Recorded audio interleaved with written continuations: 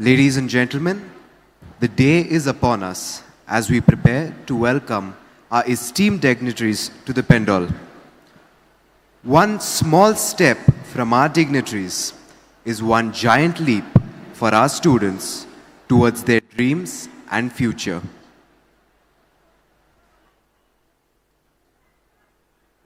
Let us all give them a warm welcome that they deserve and put our hands together as they make their way to the Pendol. Let's fill the hall with the applause that reflects enthusiasm and hunger to learn that defines every student at mitwpu.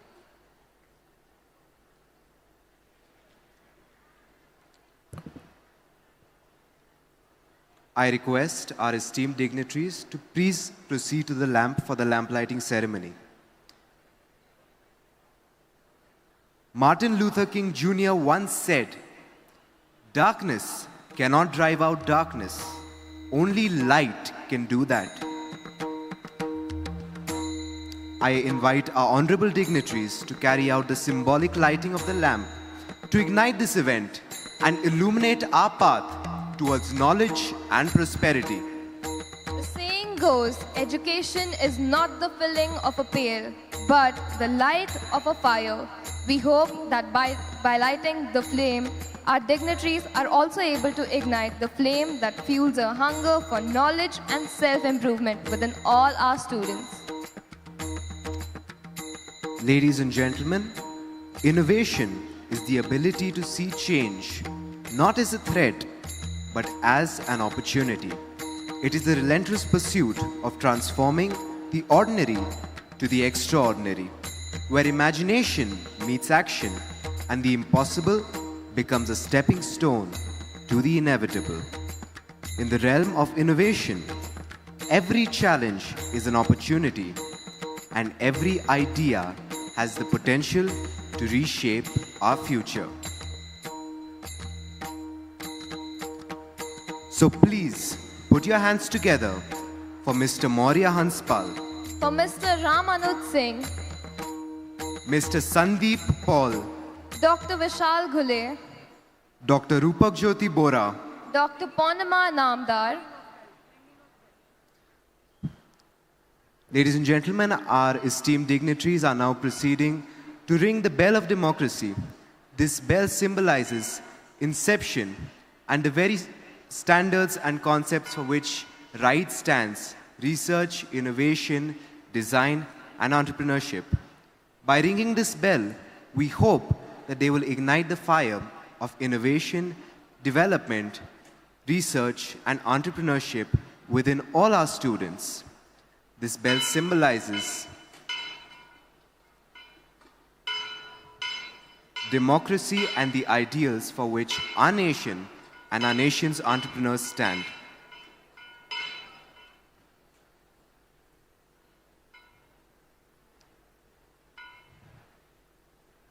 Thank you so much, dignitaries. I now request the rest of the dignitaries to please proceed towards the dais. Dr. Shalini Tonpe, Dr. Sunil George, Dr. Saurabh Kumar, Professor Dheeraj Singh, Professor Vatsala Sutar, Parsoon Mishra, who is a student of design, Vani Mishra, Tanishka Kothari, and Shahzeen Syed. Please put your hands together for all our dignitaries. We also welcome Dr. Shruti Nigoth.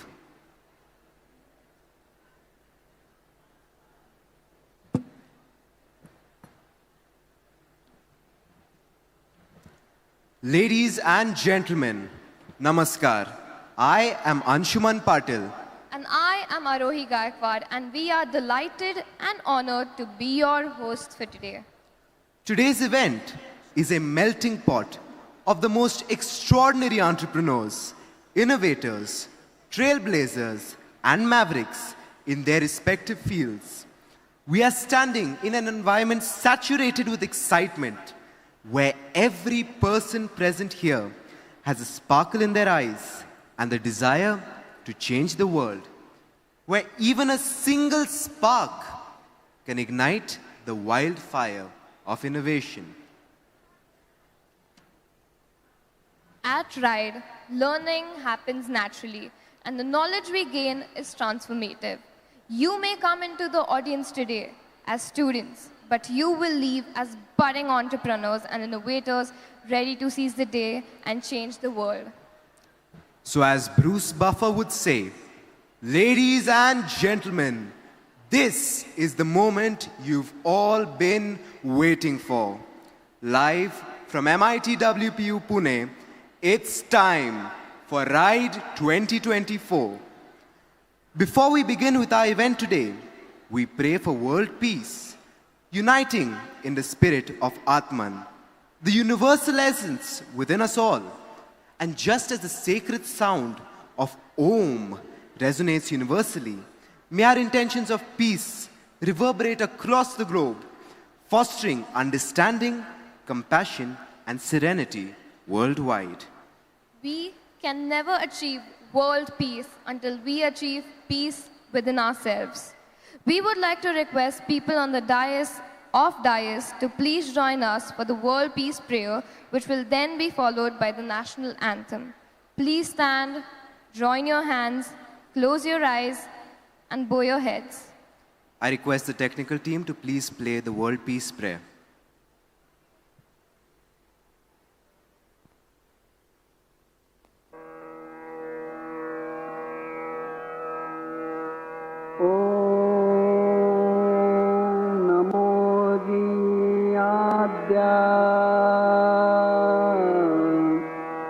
वेद प्रतिपाद्या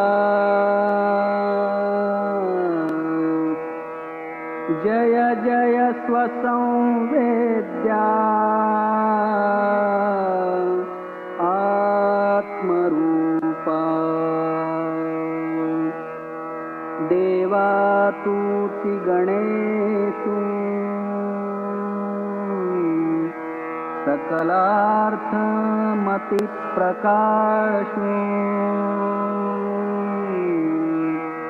म्हणे निवृत्तिदासो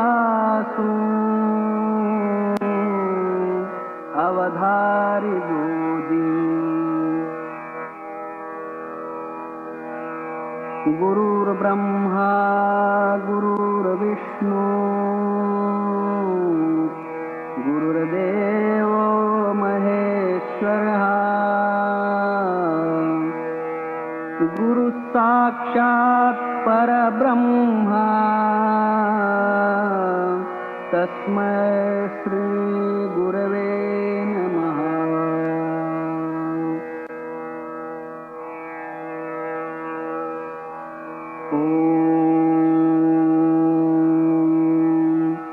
पूर्णमदः पूर्णमिदं पूर्णात् पूर्णमुदच्यते पूर्णस्य पूर्णमादाय पूर्णमेवावशिष्यते।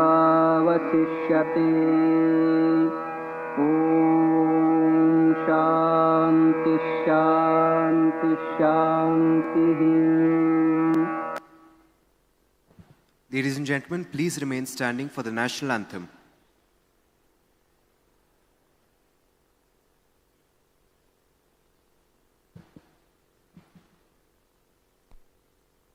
जनगण मन अधिनायक जय हे भारत भाग्य विधाता पंजाब सिंध गुजरात मराठा द्राविड उत्कल गंगा विंध्य हिमाचल यमुना गंगा उच्चल जलधि तरंगा तव शुभ नामे जागे तव शुभ आशीष मांगे गाहे तव जय गाथा जन गण मंगलदायक जय हे भारत भाग्य विधाता जय हे जय हे जय हे जय जय जय जय हे।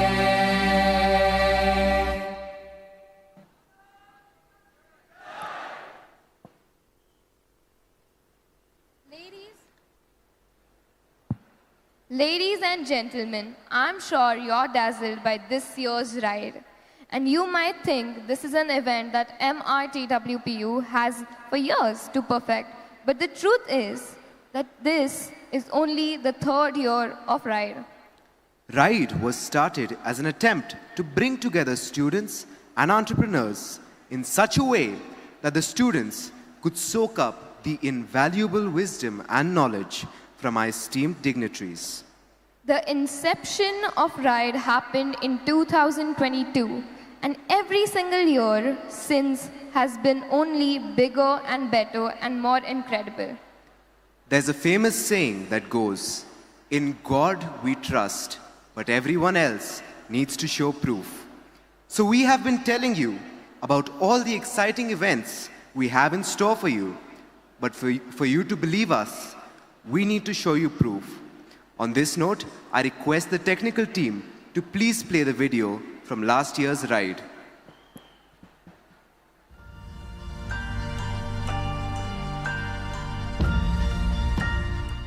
Entrepreneurship is not just a word. It's a destination. Perhaps it's a lifelong process. What exactly does it take to become an inspiring entrepreneur? Here is the solution to your query. The Innovation Hub at MIT World Peace University presents for the first time ever R.I.D.E, all-inclusive conclave through which we aim to sow the seeds of research, innovation, design and entrepreneurship in the minds of our students. Learn to sustain and learn to thrive in a world full of ideas. At MIT World Peace University, we intend to nurture an entrepreneurial mindset amongst the youth who do not just know how to ideate, but to lead and run a business. Alongside raising job seekers, we also believe in increasing job creators to build an ecosystem full of entrepreneurial mindsets. We believe that any individual with a willingness to learn has a potential to rise up beyond the benchmarks that have been set. In order to bring this vision into reality, we bring to you R.I.D.E with numerous speaker sessions where we intend to bring in prominent speakers from the industry who have built themselves up from scratch. A startup expo, which is a culmination of 100+ startups who have thrived in this dynamic business world. To add a cherry on top, we bring in a surprise element for our students with a range of recreational activities. Let's unite together to shape an innovative and independent future. 10,000+ students, 30+ schools, 4 divisions, 1 university. Let's create our future the way we always dreamt of.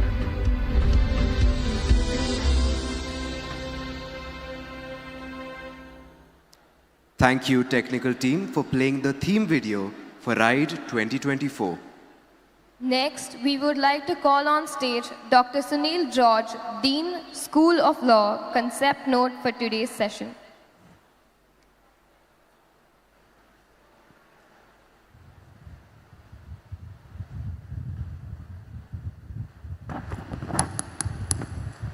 A very good morning.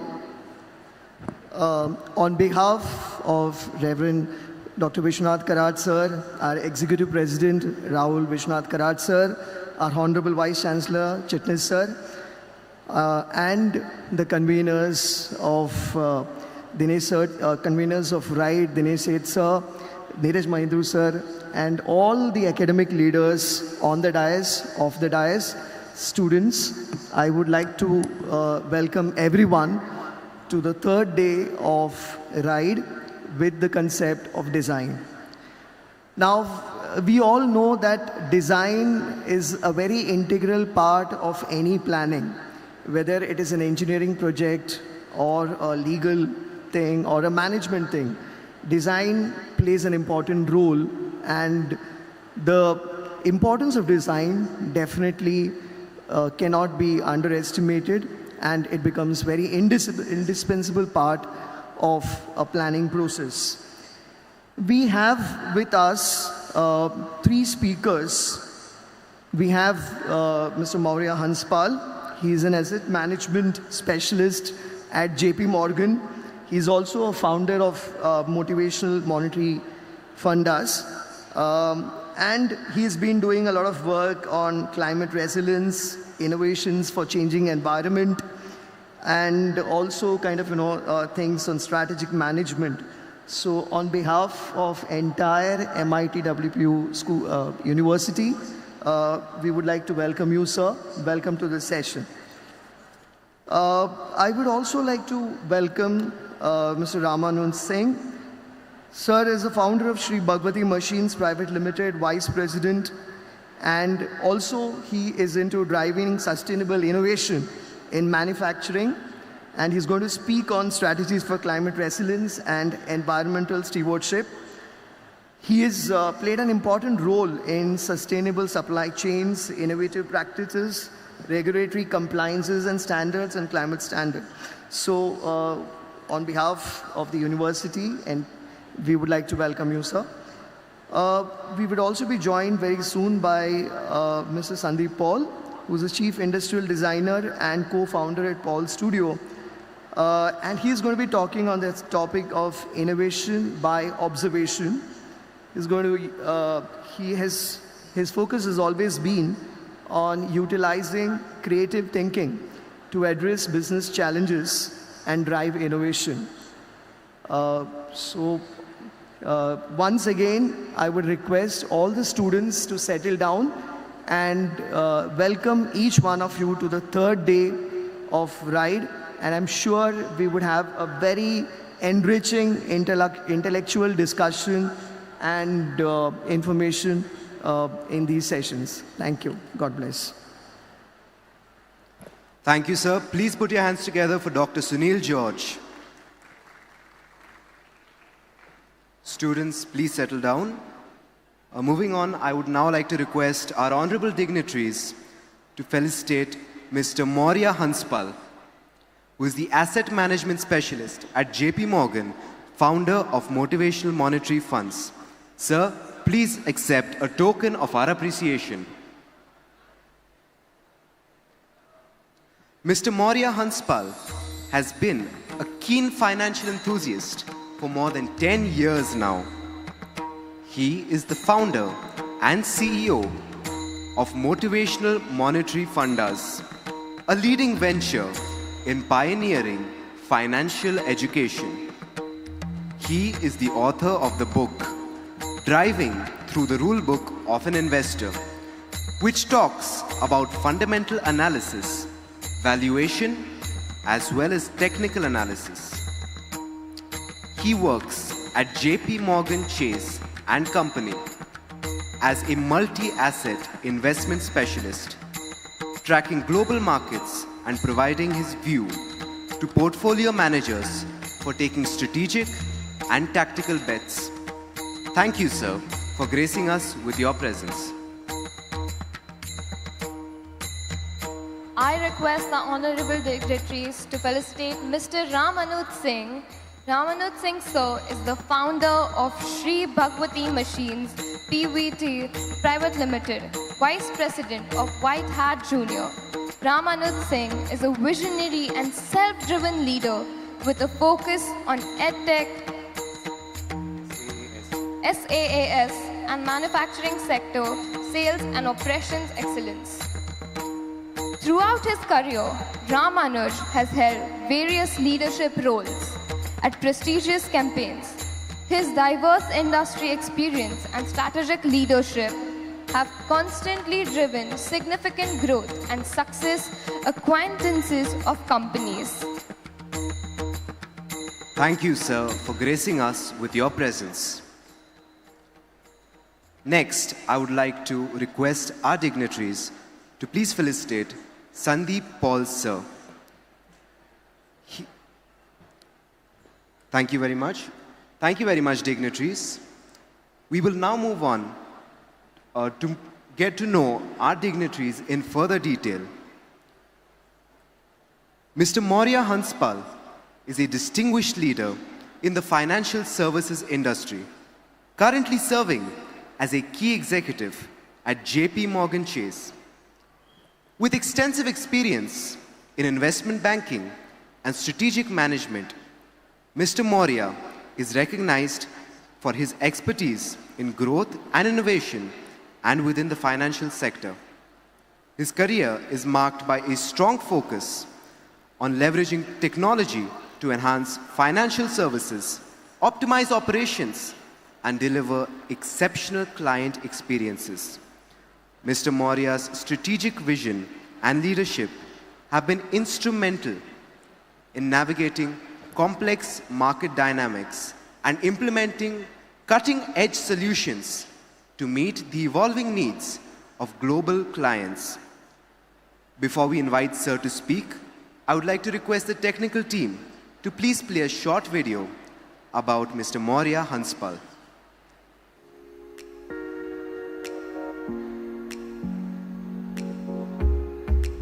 Sri Maurya Hanspal, CFA, has been a financial enthusiast for over a decade, beginning his journey in finance at an early age. To date, he has trained over 15,000 students in areas such as equity research, financial modeling, and valuation. His expertise spans several domains, including equity research, investment banking, and wealth management. Sri Maurya is also the author of the insightful book, Driving Through the Rule Book of an Investor. Currently, he serves as a multi-asset specialist at JP Morgan Chase & Company. In addition to his professional achievements, Sri Maurya has been a keynote speaker on finance and motivation at prestigious institutions such as Delhi University, IP University, Mumbai University, Bangalore University, IIMs, IITs, and startups like An Academy.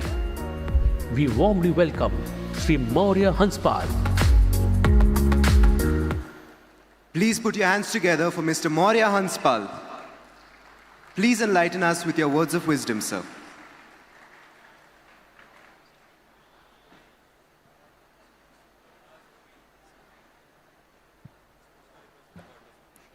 It's off. I'll just turn it on for you. No, Hello. Hello, hello, check.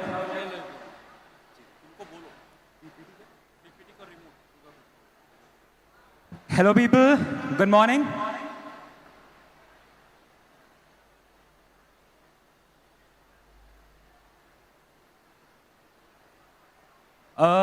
Hello, guys. My name is Maurya Hanspal, and I'm the founder of Motivational Monetary Fund Hours, and it's a leading pioneer in financial education. It talks about teaching people into financial literacy, into personal finance, into like investment banking, like financial modeling, valuations, portfolio management, Excel curriculums, and trying to bridge a gap between the conceptual world and the practical world. So thank you so much for having me here. So I just give a big thanks to all the faculties being present here on both the sides. We have Mr. Vice Chancellor, sir. We have all the students here and overall the MIT University. So thank you so much, guys, for having me here. It's my pleasure. Thank you so much, and express all my thanks and gratitude for inviting me here at this platform. So thank you so much for having me here. So I can see a couple of students at the back end.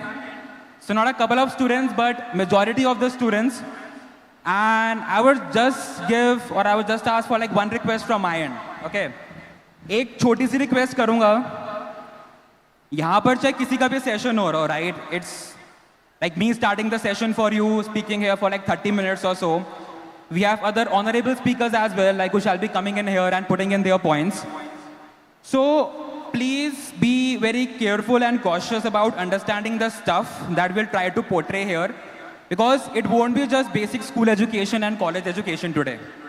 It would be talking about practical aspects and practical world that would be linked to entrepreneurship and of course all those components of R.I.D.E, be it research, innovation, design, entrepreneurship. So I'm here to talk about particularly about the design component.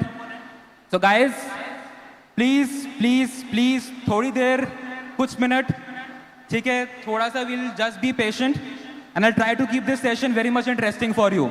ठीक है, इसको boring मुझे नहीं रखना, ठीक है, कि मैं यहाँ पे आके I'm just teaching one particular topic and going away. No, it's a very practical aspect and I'll try to make it much more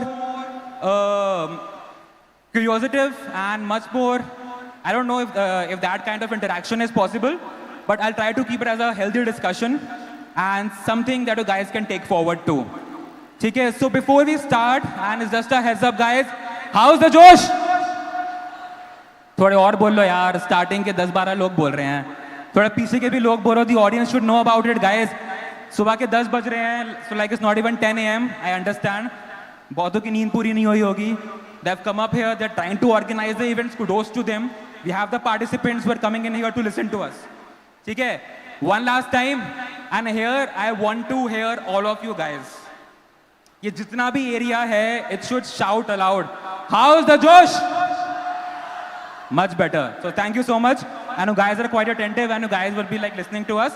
So the thing is, see guys, I'm here to talk about the component for design. Okay.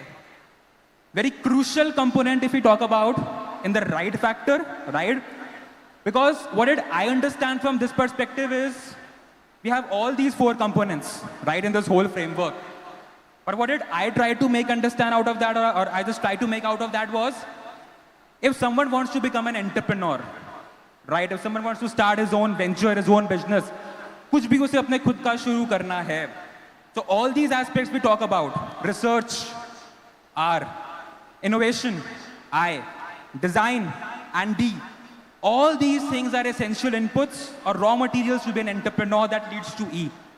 Because if someone is having that passion, that appetite, and having these kinds of skill sets or components into his domain, the research, innovation, design, or he's able or capable of learning those skills of research, innovation, and design, so that person can be a good entrepreneur in future. I completely agree that those who want to start up their own venture, their own businesses, the probability of failure is much more than the probability of success. And that's the bitter factor. Okay? But the thing is, if we're having all those factors in place and willing to learn all these things into place, that shall really help everyone to achieve that E component. If you're talking about that design, it basically or should talk about that radical thinking, that radical mindset, the articulation of thoughts in your mindset, right? The rewiring of your brain, your mindset to think out of the box. And that is what I can just talk about in very brief. Just thinking something out of the box. Because same चीजें तो बहुत लोग कर रहे हैं दुनिया में, right? Same चीज हर जगह हो रही है. But how can you be a person who is out of the crowd? भीड़ से अलग होना नहीं होना? Of course होना है, right? Because अगर हम same चीज करे जा रहे हैं जो पूरी दुनिया कर रही है, right? वही हम same चीज में लगे हुए हैं, same भीड़ में लगे हुए हैं, and they're going upon that same path which everyone around the people are doing it. Then what's the difference between those and us? We need to stand out of the crowd and do something unique, do something out of the box, and that's this component of design talks about. Rewiring your mindset, rewiring your brain, and thinking about something unique in life. Because मेरा ये मानना है, ideally, like wherever I tend to go for some talks, because here we aren't here to talk about finance today, right? We aren't talking about investment banking or financial modeling valuation. That is my foray. हम उसकी बात नहीं कर रहे हैं यहाँ पे. We're talking about entrepreneurship, design, radical thinking, articulation of mindsets, which can help us to achieve success. Correct? So that is the thing we need to understand in our lives. कि अगर भेड़ों के झुंड से अलग होना है, right? Then you need to do something unique, because everyone who is here in this auditorium or like this place, everyone is born here to fulfill certain mission. किसी ना किसी पर्पस के लिए वो यहाँ पे आए हैं अर्थ पे. And वो पर्पस क्या है? So that thing you need to understand by your own. मैं किस पर्पस के लिए यहाँ पे आया हूँ? मैं क्यों यहाँ पे आया हूँ? मैंने क्यों यहाँ पे जन्म लिया है? Why I've been born here? Right? So there's always a purpose of life that you guys need to fulfill and you need to realize. Now here, I do not mean to demean anybody, right? It's all about following your passion at the end. Entrepreneurship is good, but other fields are also good. It's not to demean anybody, right? Because multiple people tend to prefer a job, correct? And the people who are doing entrepreneurship or a venture or a startup, they tend to demean those guys. They tend to say, यार हमारा तो खुद का venture चल रहा है, हमारा खुद का startup है, खुद के मालिक हैं, भाई तू तो job कर रहा है. That's really bad, and that mindset you guys should never develop. A person who is happy starting his own venture or a startup, he's happy into that. He has his own mindset, own life. A person who is happy into a job, wants to sustain that job, he's happy into a job, let him do it. If a person wants to go out of this field of academics, he wants to pursue something in sports, something into any other field, let him do it. Because whenever you have that passion to do something for yourself, things might come late, but things will come to you. And that is the thing, a realization that we all need to have in mind, right? So ideally what happens in case of a venture or an entrepreneurship, the thing that happens into place is that why do startups come into place? Why do ventures come into place? Because they want to fulfill a particular demand or desire by people, right? People might be demanding a particular good, service, or a commodity. And the requirement might not be getting fulfilled by some other players in the market, be it small players, be it large players. So these people tend to come up in the market and they tend to serve these people. चलो ठीक है, हम market में आ रहे हैं, ये तुम्हारी requirement है, तुम्हें ये गुड सर्विसेज कमोडिटी चाहिए, and we'll be helping you out. Either helping you out in delivering it, or helping you out in delivering it in a much better way, having a better user experience. So that is where the idea of startup comes into place, because there's a deficiency in that particular segment, and he wants to cater towards that. Correct. But the thing that comes into place, the people come into business, they start their own venture. Some businesses run, some businesses are profitable, like some are into losses. They go for multiple businesses, all kudos, all heads up. But the question that comes in design thinking is, if I know that this particular requirement is there in the market, and I need to fulfill that, मुझे वो expectation पूरी करनी है लोगों की, because लोगों ने बोला है कि ये requirement है चीज की, right? Can I really deliver that? Do I really have that interest in delivering that thing to people? It might happen that I am from maybe a non-tech background, ठीक है? And I want to deliver something of a tech, maybe a flying machine, time machine per se. Because आगे जाके like इन चीज़ों के requirements भी आ जाएंगे. Maybe like 50 years, 60 years down the line, you might have a time machine to travel, right? So अगर मुझे उस चीज़ की knowledge नहीं है, and मुझको पता है भी requirement इस चीज़ की market में आ रही है, then how can I do it? How will I be able to know that thing, create a team, help people out? मैं कैसे करूँगा? मैं नहीं कर पाऊँगा. And अगर मैं करूँगा भी तो मुझको interest नहीं आने वाला. So here is one thing that we need to understand. Whenever you are doing an entrepreneurship, it's not just doing a business and creating wealth. It's also doing a business or a startup that interests you. A product or a service that interests you. अगर मैं अपने venture में लोगों को financial education दे रहा हूँ, so that interests me. मैं time machine, flying machine या like ये सब चीज़ें मैं नहीं बना सकता. Right? So going into that particular field that interests you is a thing that you need to understand. तो इंटरेस्ट जिसमें है, पैशन जिसमें है, you'll be able to develop that design thinking into that. Interest नहीं है, passion नहीं है, you won't be able to develop that design thinking component into that particular field. Because design thinking, out of my experience, it works when you have an interest into that particular field. Interest है, passion है, liking है, then only design thinking might work.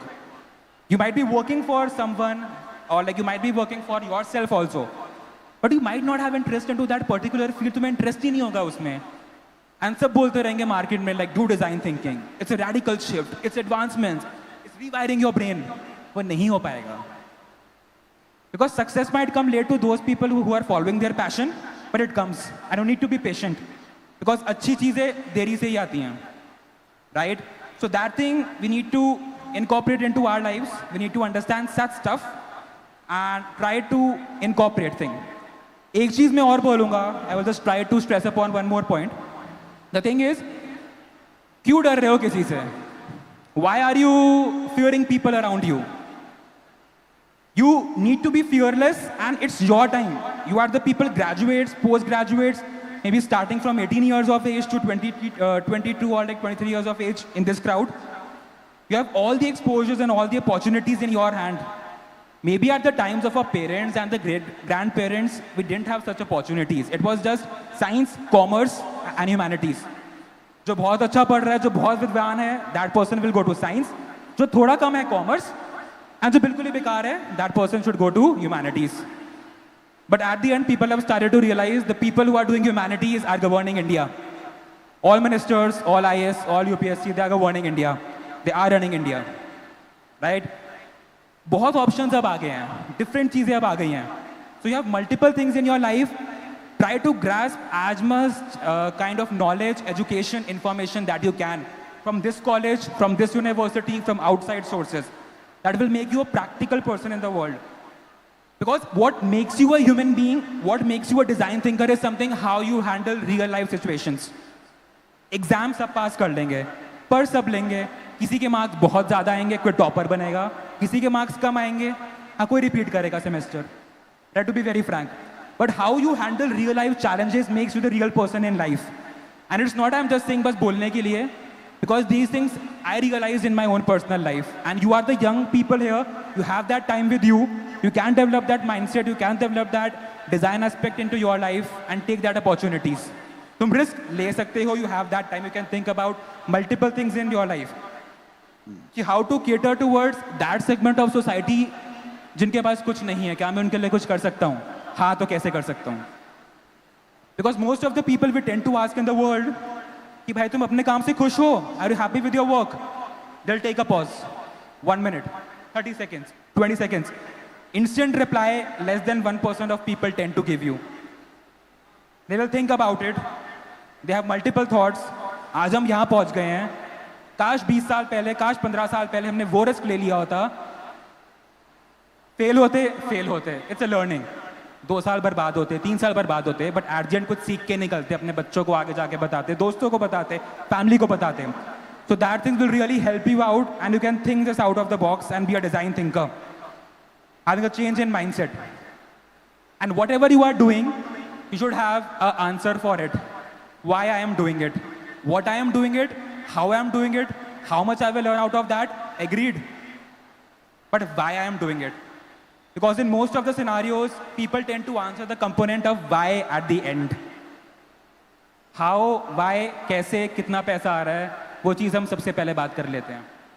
But why are we doing it? That is something we need to understand, and that why component will solve all your queries and questions. So that is the thing. So कुछ भी you wanna do it in your life, be it a job, be it entrepreneurship, be it education, be it anything. You need to have that why with you. Thought process सबके mind में आता है. अगर fail हो गए तो क्या होगा? If we fail into that particular field. Fail हो गए तो क्या होगा? Like what we gonna do in that? अगर हम फेल हो गए, अगर नहीं हुआ तो, अगर मगर हो गया तो. So that's the thing. मगर हो गया तो, अगर सबके माइंड में आता है. Agreed. यहाँ पे मैं कोई like philosophy की बातें नहीं करूँगा. Right? The thing is that agar will not come in your mind. Correct? That mindset or those things of agar will सबके mind में आता है. अगर नहीं हुआ तो क्या होगा? Correct? Genuine है. But if this thing is coming again and again, then नहीं होगा. And even if that thing is coming, just make yourself busy into some other stuff. Like make yourself busy into some stuff that interests you, that you are going and passionate about into that particular field. Because if I guys tell you about my personal experience when I was starting my own company, my venture, motivational monetary fundas, financial education पूरी दुनिया provide कर रही है. There are multiple like finance influencers in markets who are sharing their courses, output, journeys, market में बहुत कुछ है.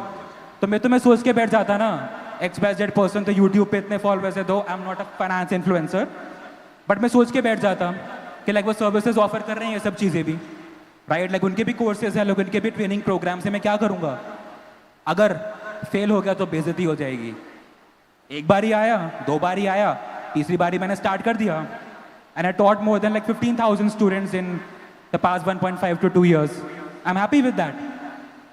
The scale is growing. तो अगर को निकालना, you have to remove that thing from your mind. So that is the most important factor which I believe is important, and you need to understand such stuff. What I also believe in, generally in the aspect of design thinking, where you are trying to implement different stuffs in life and trying to do something unique, the thing is, you need to be very patient and positive. You need to have always a positive mindset. And that's again a component of design thinking. Design thinking तुम तभी कर पाओगे जब positive mindset होगा. तभी कर पाओगे. नहीं होगा, तुम नहीं कर पाओगे. So whatever makes you positive and happy in life and motivated, because you have to stay motivated in life. If meditation and yoga makes you happy, do that. If playing makes you happy, do that. For some people, gymming makes them happy, do a gym. Play sports. If like reading a book like makes you happy, do read that. Whatever is making you happy, that will encourage your design thinking and have a clarity of thought in your mind. So be motivated and have a positive mindset. And I'm telling you guys, हम क्या करते हैं अपनी life में? The thing is, we always need someone to motivate us. यार कोई ना कोई हमको मोटिवेट कर दे. हम चाहे लाइफ में कुछ भी कर रहे हैं, या बस मोटिवेशन मिलना चाहिए. अच्छी अच्छी मीठी मीठी बातें हमको कोई बोलता रहे. यार तू करता रहेगा. You are the one. You are the leader. You are the expert. You are the pro. Right? You are the next Mr. XYZ. तो पहली बात तो next बनना ही नहीं है. Like we have to be our first one. But the thing is, every time we think यार हमें कोई मोटिवेट करता रहे यार. And कोई एक person demotivate कर देगा ना, will take it too negatively, and all our dreams tend to get shattered at that particular point of time. And here guys, I'm telling you very clearly, the biggest person who can motivate you is yourself and not others. It might sound absurd for you right now कि Maurya Hanspal stage पे आके क्या बातें कर रहा है, right? But at a point of time, once you cross your 25s, you'll try to realize such stuff, you'll try to understand such stuff. तो अभी से realize कर लोगे तो बहुत आगे निकल जाओगे, right? Because तुम्हारा career तुम्हारे हाथ में है, and to be successful in life in whatever field you are, it's in your hand. If after 15 years or 20 years down the line, if you're not successful in your career, and being successful doesn't always mean to be like Mr. Ambani's. Okay? Everyone has different careers and different mindset and different magnitude of success that they want to achieve. So अगर 15 years or 20 years down the line, if you guys aren't successful, किसी को घंटा फर्क नहीं पड़ेगा. If you are unsuccessful, if you are demotivated in life, it's your fault. It's not the other people around you. It's not your friend's fault. It's not your family's fault. You have to take that step. You have to take that drive to be successful in life. You have to stay yourself motivated. You have to motivate yourself कि मैं कर सकता हूँ, मुझे कोई motivate करे ना करे. To be very frank, पूरी दुनिया हमारे साथ हमेशा के लिए नहीं है. And that's the bitter truth of life. Our parents are getting old. Our friends might work in different destinations and different localities. Touch में रहें, ना रहें. Relationships tend to break. Like new people come to life and then they tend to go. So the thing is, you have to be your only motivator in life, and that's the harsh reality. वो समझ जाओ आज से. कोई तुम्हें motivate एक हद से ज़्यादा नहीं करेगा. Every morning you have to motivate yourself कि मैं कर सकता हूँ, I can do it. मेरे में वो power है, मैं कर सकता हूँ. मैं क्यों नहीं कर सकता? मेरे में ऐसा क्या नहीं है? 2 आँख, 2 कान, 1 नाक, मुंह, हाथ पैर सही सलामत हैं. That's the biggest thing I've got in life, and that's I'm telling my I refers to everyone here. Everyone has got that. That's the biggest gift God could give us. तो उसको use करते हैं ना, उसको use क्यों नहीं कर रहे हम? So that is the thing that we should believe upon ideally, and all these aspects come into this component of design thinking. You have to implement that things in your life. Motivation is the key to success. You are the only motivator for yourself. Like no one will be motivating you. तुम्हारा career है, खुद का career है. It's your responsibility. You have to pick up. Because what did I talk about something is, in terms of like positivity and motivation and patience, I'll just touch base upon one more topic. Guys, always respond to things and don't react. And that's the thing I'm telling to everyone here, to every single person present in this space around. You guys need to respond and not react. I know people might ask, English पढ़ा रहे हैं क्या मोरा यहाँ पे? Respond, react, synonyms, antonyms की class रख दी है. No. There's a difference between respond and react. Reaction is something which might be negative, like most of the times, and respond is something which is positive. How? If someone is demeaning you, कोई तुम्हारी बेइज्जती कर रहा है. If someone is saying you can't do this thing in life, you are not made for that. तुमसे हो ही नहीं पाएगा. Most of the people tend to fight, anger, and like abuse each other. They will fight, they will say like rubbish things to each other, and that's a waste of time. Why to spoil your own language and waste time on people, right? The thing is, be practical. तुम्हें कोई कुछ बोल रहा है, don't react. Be patient. Your success will respond. Success, being patient, and getting what you want in life, and that is a response that you will give to those particular set of people. कि आज मैं successful हो गया, मैंने उस time reaction नहीं दिया. I was patient, मैं शांत था. Now it's a successful. तो जिसने भी in your entire life has said you can't do that such stuff, तुम नहीं कर सकते, तुमसे नहीं होगा, right? लाइफ में इतना सक्सेसफुल हो जाओ, attain so much success in your life that you want to achieve, not a revenge, but what you wanted to do in life. उस path पे चलते रहो. Just go ahead upon that particular path, achieve that particular success, and that would be respond to those particular people, and not a reaction. लोग तरस जाएंगे तुमसे मिलने पे at that particular point of time, and वही लोग तुमको बोलेंगे we said you यार, अच्छा ठीक है, 10 साल 15 साल पहले हमने बोला था तुम कुछ नहीं कर पाओगे, and वही तुमसे बाद में फिर मिलना चाहेंगे. That's the positive mindset you need to keep reaction and respond. And you need to have that attitude and mindset. So coming to the next point, right? It's a couple of points. It's something on the spot. I'm just talking in front of you. I prepared nothing for this session in particular, but it's a very general topic. It's something that you need to understand practically, ideally. What they also talk about is, what do you want to become 10 years down the line or 5 years down the line? जो भी तुम्हें बनना है जिंदगी में आज से 10 साल या 5 साल बाद, so whatever you want to become in life, you need to think that you have achieved it already. It's not being overconfident, it's just being confident and having full focus and confidence upon your abilities. ठीक है, so that is the thing.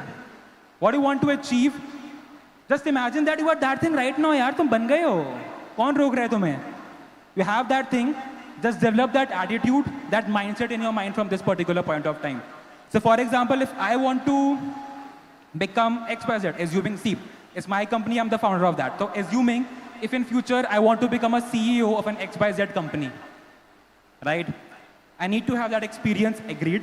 That years of experience, agreed. That skill set, agreed. But I can channelize my emotions, my thoughts into that particular domain.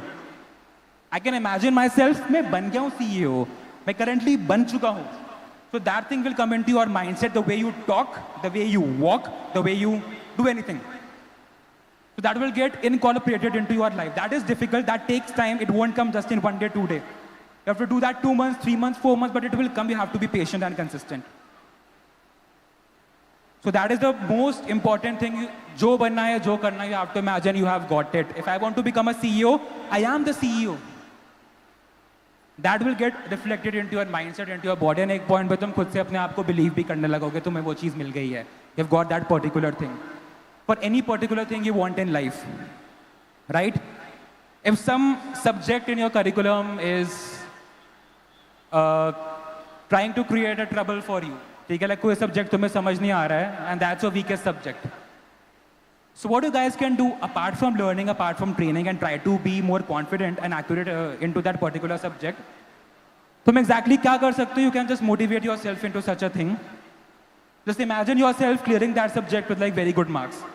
Now it might not sound articulated कि भाई हम कैसे imagine करेंगे, कैसे से, because that thing you have to imagine कि मेरा paper बहुत अच्छा जा रहा है, एग्जाम मेरा बहुत अच्छा जा रहा है, मुझे क्वेश्चन समझ आ रहे हैं, मैं आंसर्स कर पा रहा हूँ. Be it for anything you want to achieve in life.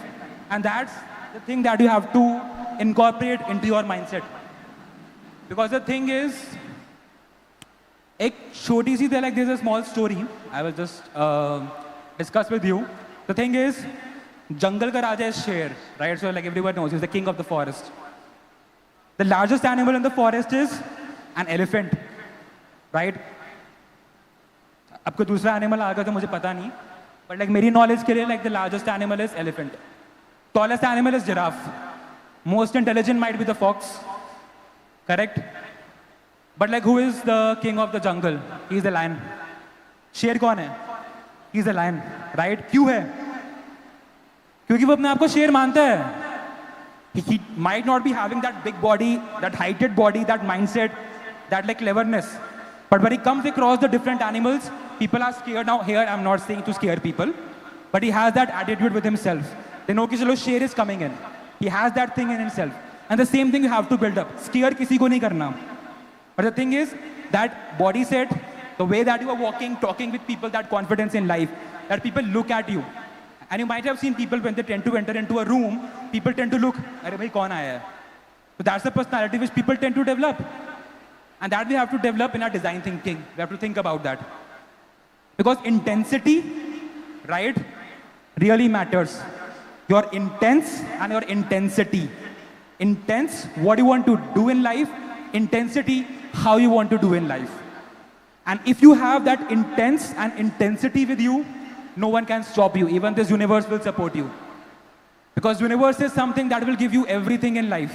You need to have that intense and intensity with you. क्या करना है, कैसे करना है, and be rigorous towards that. So that is something that you need to have in your mindset. And of course, being thankful to everything that you get in life. Because I develop a practice every day in my life, like whenever I wake up from bed and go back to bed, I say thank you, right, to the God I believe in, right, to the universe I believe in, for everything He has given me. So it's a matter of gratitude that you are expressing to those people. I'm thankful that you have given me this and this thing in my life. And you should be thankful for that, because the universe can give you everything. He can even give you 16,000 crores in life. Because he has that appetite. उसके लिए वो भी कुछ नहीं है. तो कोई भी चीज़ कर रहे हो, you need to have an intense intensity and be gratitude, whatever you are getting in life.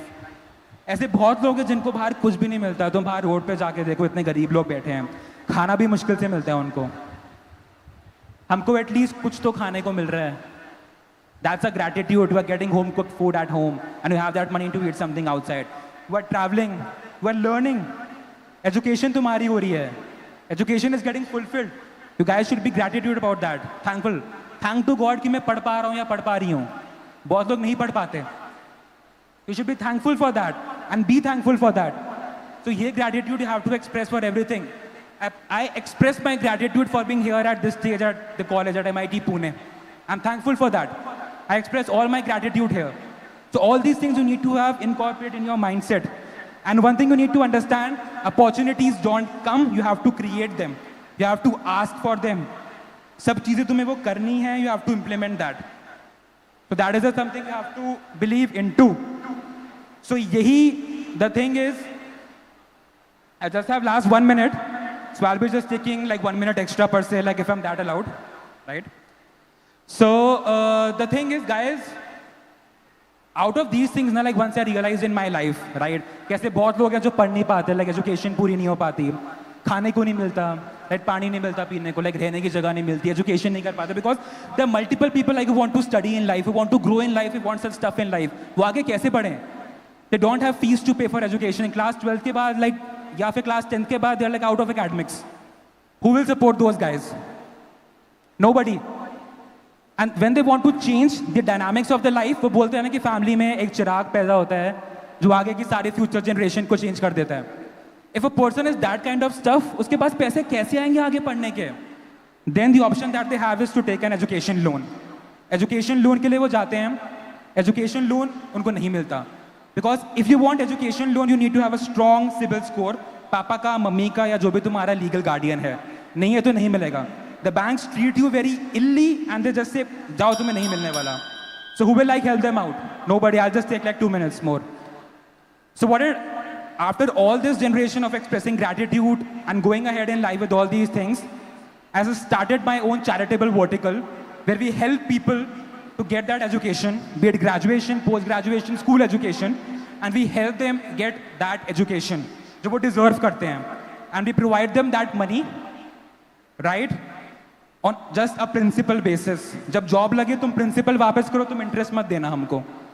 So all the people here who are present in here, be it from students' perspective, हो सकता है कोई बहुत ही बड़ी family से आता हो, be it all the faculties, our dean and all the senior management being like there, and all my fellow speakers. All of those who want to contribute into this initiative of mine as well to fund the education for those people who can't afford it, I'll be happy to give you the further details and happy to make you join as well. So any of the further things you want to talk about, we can talk about it.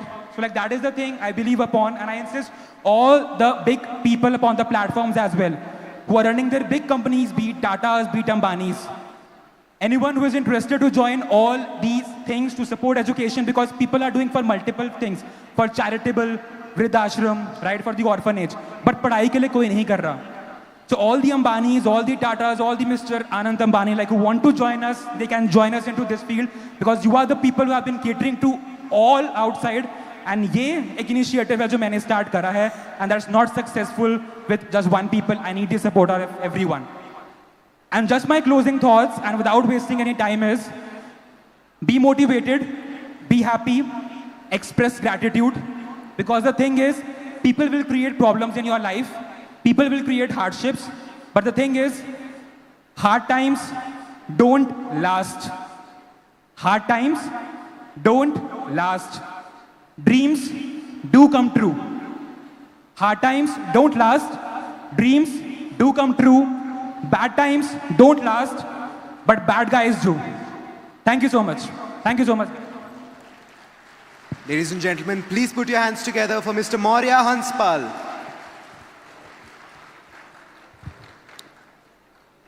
Before we move on, faculty, please note, don't ask the students to mark their attendance right now. Students are moving around in the middle of the event to mark their attendance. They can mark it at a later time. Our next speaker, Mr. Ramanuj Singh, is a Junior Vice President at Sales Marketing at Bhagwati Private Limited, known for his leadership in advancing sustainability practices within the manufacturing sector. With a wealth of experience in operation and strategic management, Ramanuj is dedicated to integrating environment stewardship and climate resilience into the core of the company's business model. His role involves spearheading innovative and promoting eco-friendly technologies, optimizing resources efficiently, and driving innovations that align with global sustainability goals. I request now for the technical team to play the video for the same. Thank you.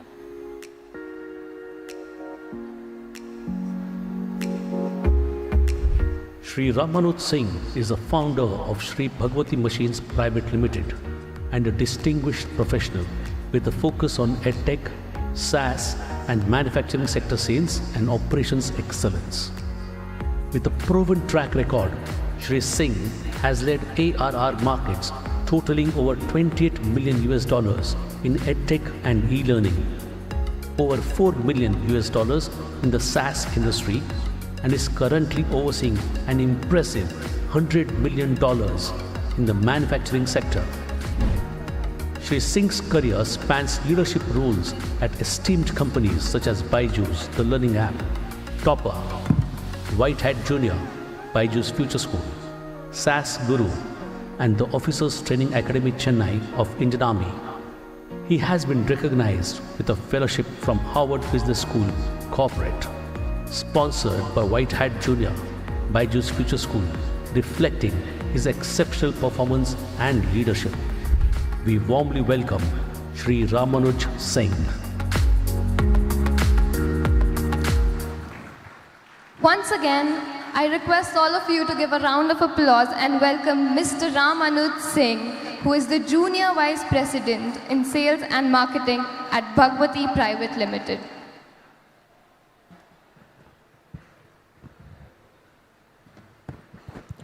Good morning to one and all. Thank you for having me. It's a pleasure to be at MIT WPU. I first of all thank Dr. Vishwanath Karad sir and Rahul Karad sir for having such a wonderful initiative. This R.I.D.E event that we are having, it was a part of Innovation Hub. This idea has come from PPT that is being presented behind you. And definitely, as everybody is saying, that R stands for research. And when you start the research, you get the data. Once you know the data, why it is required, you start to innovate. That is I. And once you start to innovate, you really want to implement after the innovation, you need design. And once you design, your product is ready. And as your dean also said, that you need to do the entrepreneurship in order to expand the business and help more people across the globe. Similarly, if you see the next part of the slide,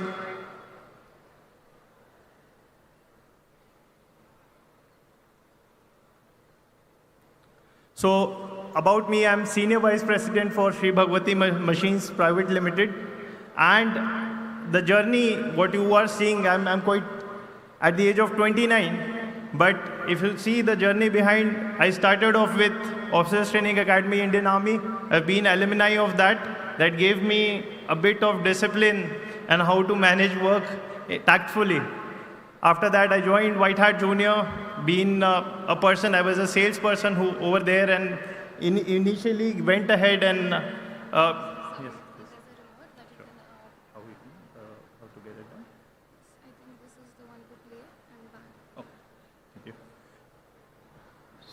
So being a part of White Hat Junior, being the 5th employee of White Hat Junior, started to make new progress, started to build the sales team over there, and the rest is history. That is, in 18 months, we were able to get the company acquired by Byju's for $300 million, almost 2,500 crore rupees. At the age of 25, I was leading a market of $28 million. That's almost 211 crore that time. After that, went into SaaSguru, Australia-based startup, where the age group of the people whom we were catering to were from the age group of 18 to 60 as well. After that, I have joined a company called Sri Bhagwati Machines. We are producing manufacturing machines, and we are present all across the globe. Why I was saying this, if you see the picture behind, we started to build White Hat Junior in a very initial space, like at home of our founder, Mr. Karan Bajaj. And in 18 months, the company got acquired for $300 million. So what I can bring in as a design over here for you, the topic for today, that is business process design. And this has been tested all across, and it has been successful. So whomsoever, young kids, young generation, like whosoever are looking forward to have their entrepreneurship, new startup, or even joining a established company, this is the business process design which will really help you. Because if you see the journey from White Hat, we were catering to the students who were from grade 1 to grade 5, like, and grade 12 as well, like from, I would say, like 6 years old to 12 years old, or even taking it to 19 years old. Then moving to the SaaSguru part, we were catering to the students who were already like 22 years old, just got into the market, just like graduated like you once, because multiple people like you are from the final year, third year, second year, and once you graduate, we have catered those students right from age of 22 to 60.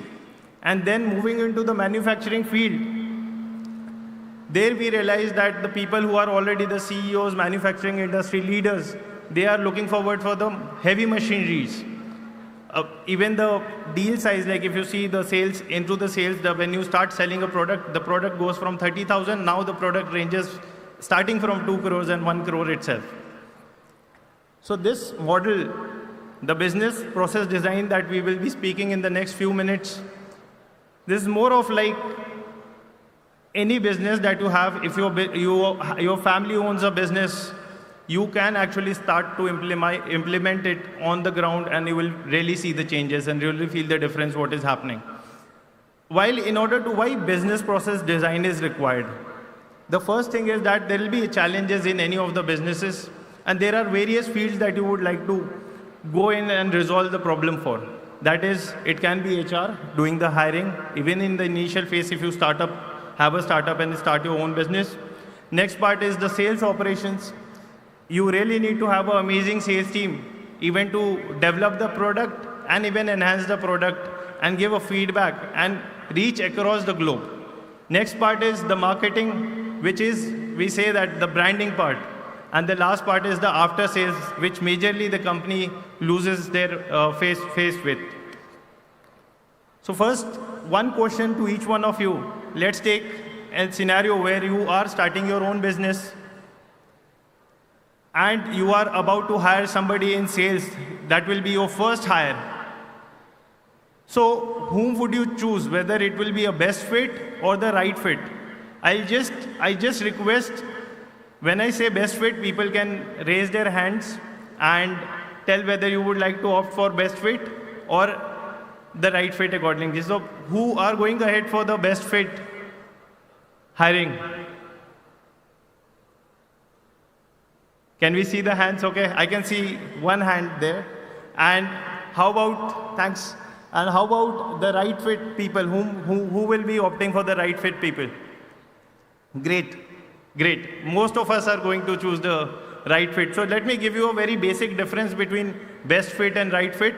Let's take an example. I've started my own business, looking forward to have a sales hire, first sales hire. And I can see one candidate is having excellent performance, 9 CGPA plus performance in in grade 10, 12. He has got amazing marks. He is best suited for the job role.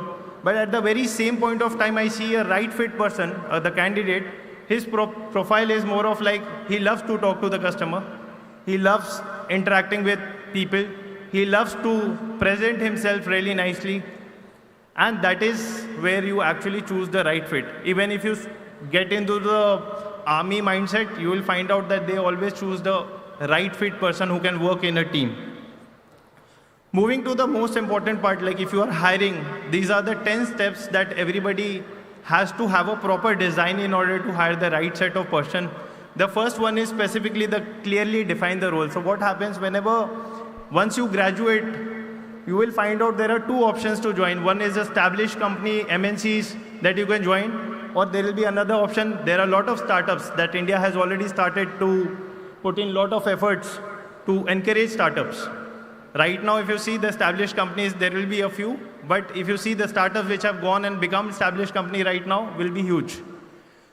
When you go into this, the people who are from the HR field over here who have been learning the management part, you have to clearly define the role. The person, like for example, in a startup, when you are hiring the first hire, you have to be very clear with the person that whether it is a 9 to 5 job or whether it's 9 to 12 or it will be quite demanding. So for example, when I joined White Hat Junior, I was asked to do sales in the initial. When I joined, I realized there is no teacher in order to cater to the student. So I started with hiring, made the process, hand it over, and then we started with the sales after hiring 20 teachers.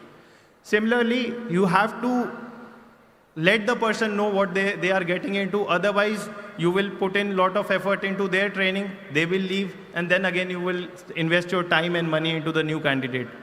Second part is look for the cultural fit. So there are people, it's completely fine to work 9 to 5. It's on us, which is 9 to 5, 9 to 10, or any kind of job that we would like to have. So there are people who want more work to not only look into sales. There are people who want to do hiring. They want to know about operations. They want to know about marketing. They want to know how the social media ads run. And that kind of people, if you're getting into a startup, it will be much more useful and productful as well for you.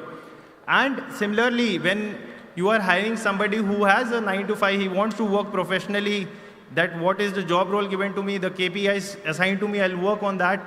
These people will be usually definitely much more suited for the MNCs or the well-established company because they won't face problem in the coming future.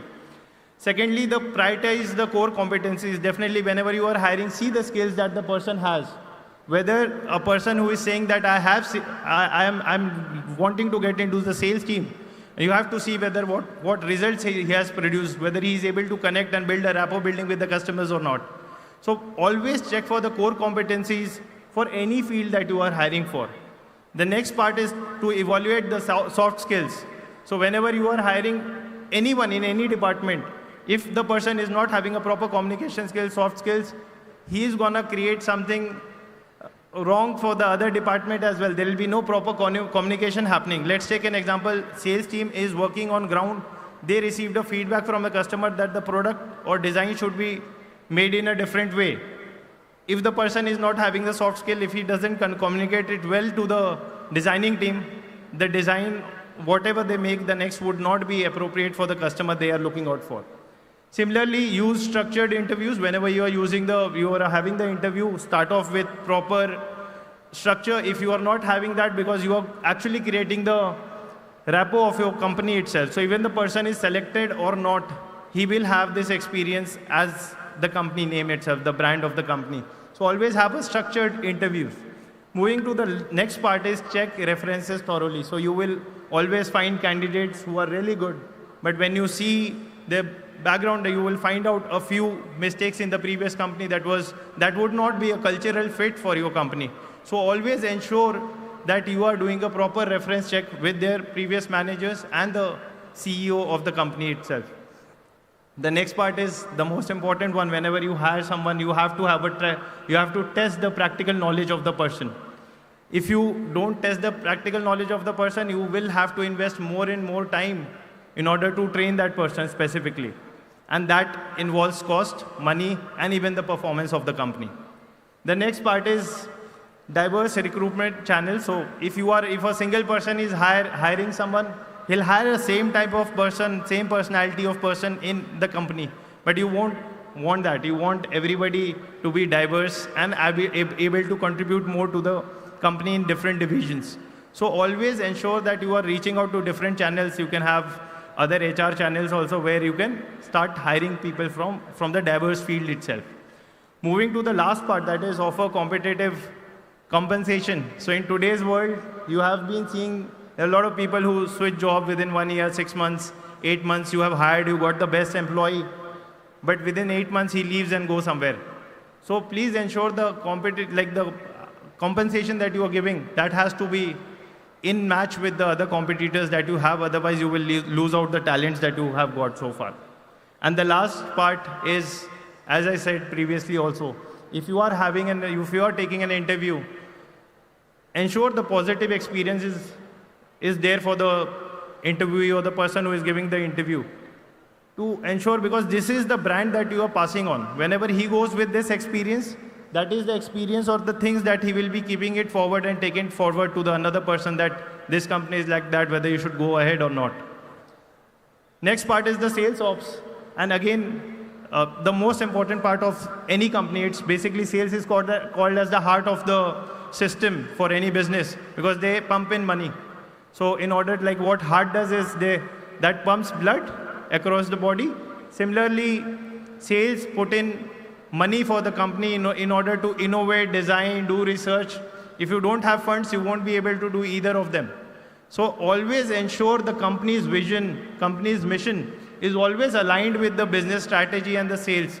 They are very well aware what we are doing, why we are doing. For example, in White Hat Junior, we had a mission in order to give a classified knowledge to every single student to at least have a logical reasoning. It was not to teach them coding specifically, it was more of to make them enhance their logical reasoning using coding. Because whenever you code, there is debugs, what problems that you find out, the bugs that you find out, and then you debug.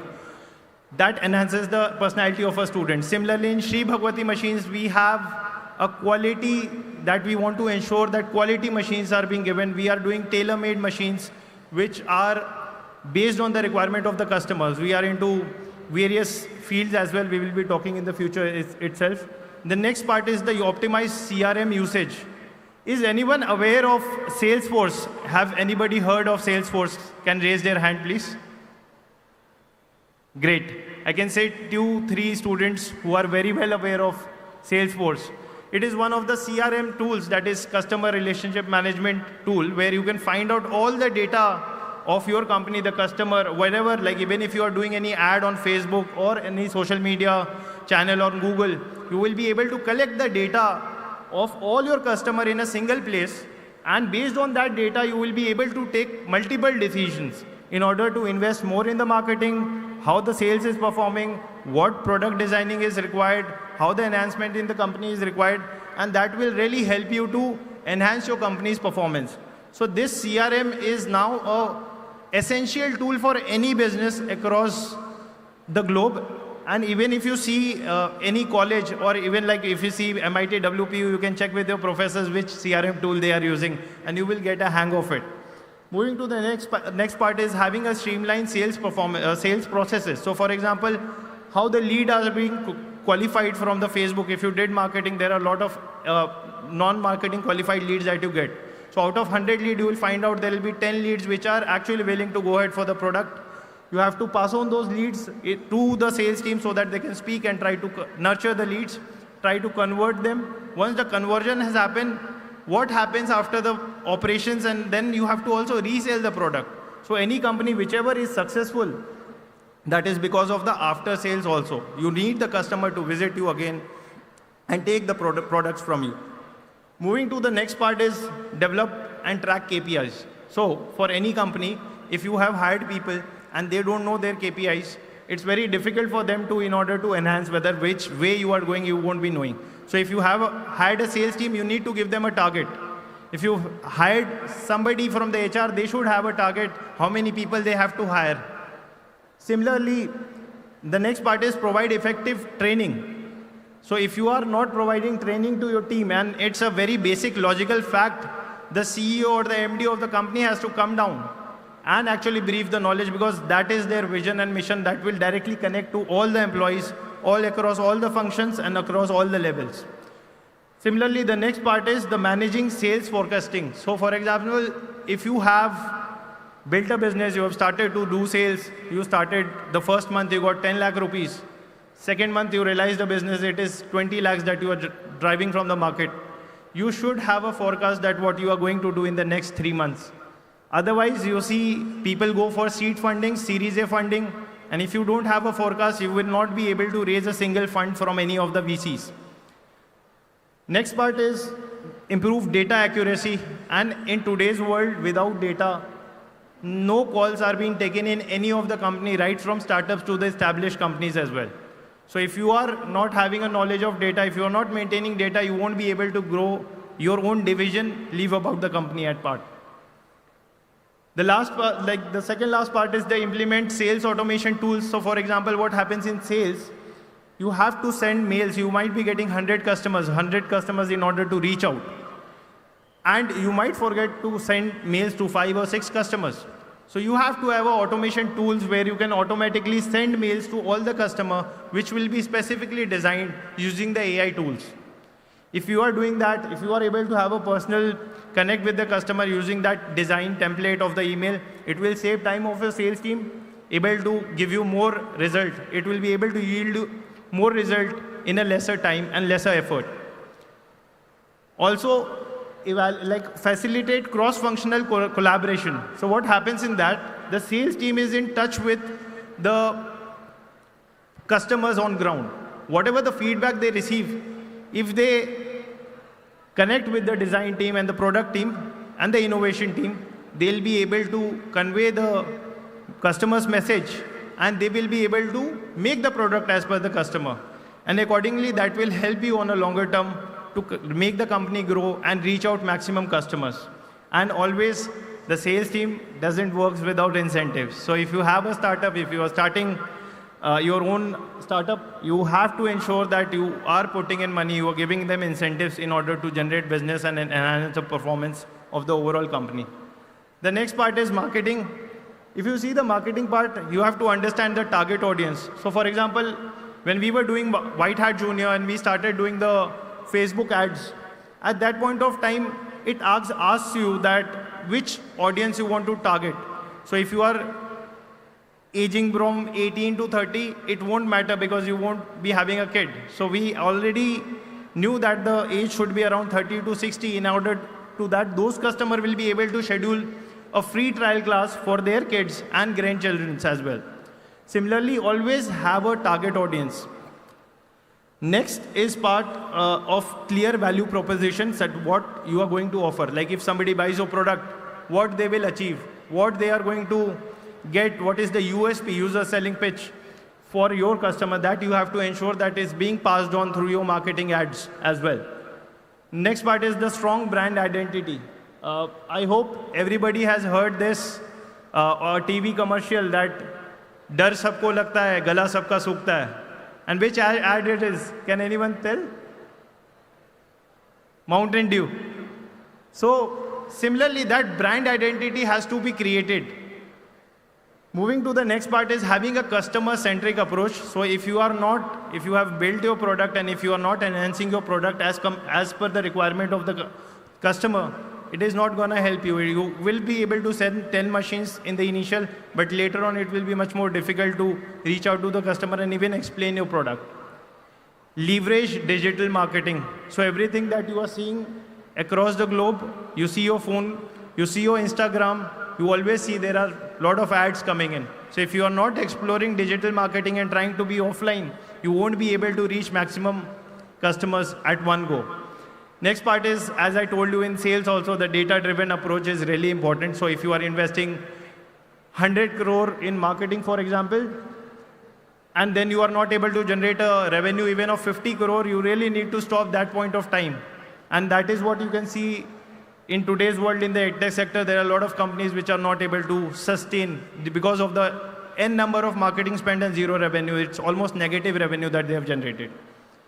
The next part is content marketing strategy. That has to be very clear. You have to be very careful with the content. For example, reaching out, like we had Raksha Bandhan recently.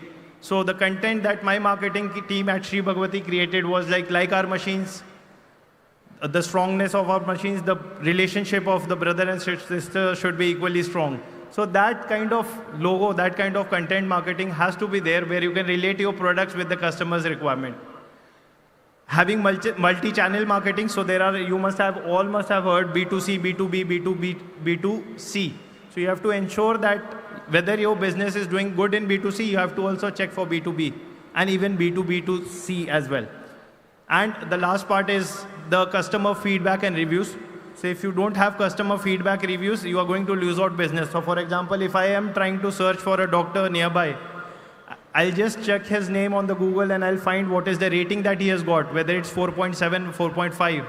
And the person who has got 4.57 Google rating, I would like to go and get myself checked over there.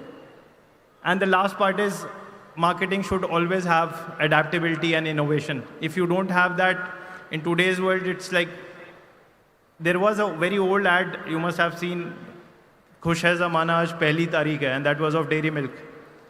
Because they get their salaries and people can buy chocolates for their kids. So similarly, that kind of innovation, that kind of adaptability has to be there. It's a very old ad that people still remember. The after sales and service is really, really important. If you have sold a product to your customer, and after that, if they have a bad experience, they are not gonna, like even they will buy a new machine from some other customer. So always have a customer support that should be timely. You should have a ETA in order to respond and get the things resolved. Next part is have a follow-up communication, irrespective if the product is going really well, the machines are running really fine. Connect with them, understand still what we can enhance as entrepreneurs. Next part is have a clear warranty and return policies. So making them understand the policies very clear, like in the initial, that will help you to have a better customer experience at the later end and even have a mouth of word that this company is really great. I'll give you a small example, like one of our customers from Sri Bhagwati Machines ordered a product of 1 CR, one machine, and then within next month after usage of the machine and the installation, he realized this is a really good machine. He came back and gave 12 orders. So this is all the processes that you are seeing that we have been already following in our company. Next part is to offer the product training and guidance. So if you have provided your product, you have to ensure how to use and how to keep the products in order to ensure the safety and the running of the machine for a longer time, so that it gives you a better mouth of word in front of any other customer as well. Loyalty programs, definitely if you see there are a lot of offerings that goes on. If you are offering, like if you are getting a customer, we'll give you some particular percentage. So that has to be, the referral program has to be always there in your product, even a smaller product of 100 rupees or a crore rupee product as well. The proactive problem resolution is really important. As I told, that we really need to move on and connect with the customer in order to resolve in advance. Whether the customer reaching out to you, it's better that you reach out to the customer and know the problems that they are facing, and in order to enhance that. Have a personalized customer service. As I just told you, like you can use tools in order to write a mails via AI and connect with the customer so that they feel special, they feel that you care for them. Next part is having a spare parts. Like for example, we are into machines, we have n number of spare parts. Whenever the customer requires for any spare part, if it is weared out, we are immediately able to resolve and give the spare parts. So always have a backup, always have a stock which can resell your product again whenever it is required. Customer feedback collection, that is, as I told in the previous as well, like it is really important. And you have to always build a long-term relationship so that you have a vision and you are able to expand your business. This is about my company. This is Sri Bhagwati Machines. We are already into stone divisions. Like we are pioneers into stone cutting machines. We are pioneer into laser cutting machines, EOT cranes, gantry cranes, and we are also into the industrial equipment and infrastructure. So we have recently even got a contract from JSW, more than 140 crore, in order to build their cement plant. Can we have the video, please? Far away from the hustle bustle of a metro city, in the quaint city of Ajmer in Rajasthan, is a story of relentless efforts, grit and commitment. Pitched as the #1 manufacturer of cutting machines in all of Asia, is Shri Bhagwati Machines Private Limited, which was founded by Yashwant Sharma in 1995. Mr. Sharma, a first-generation entrepreneur, has a focused vision to build a legacy of engineering marvel and innovation. It all started with the production of cutting machine, popularly known as the single cutters by Bhagwati, that paved the path for better designs and a vast range of fine stone processing products. And with that remarkable clarity and experience of over 30 years, today Shri Bhagwati Machines Private Limited has achieved the distinction of being one of the leading stone manufacturing industries in Asia. They offer a wide range of stone processing products pan-India and now are ready to spread their wings globally. This is what makes Shri Bhagwati Machines Private Limited a distinct name in the market. SBMPL offers the widest range of stone processing machine products and also covers the diversified applications for the plants. These products are a result of the highest engineering quality. Research and development is considered as their backbone. With a world-class facility of CNC and ISO accreditation and an efficient team of more than 400 employees, the company also holds strong goodwill and faith amongst all its stakeholders. At SBMPL, a lot of emphasis is given to keep their designs reliable and ergonomically suited. Every single machine part is QC'd, lifetime spares are made available, 99.99% manufactured in-house under supervision, and each part is CNC machined for accuracy. With more than 11,000 machines installations worldwide and handling more than 200 machine production capacity per quarter, what is the next milestone for the organization? Shri Bhagwati Machines Private Limited, leaders in innovation.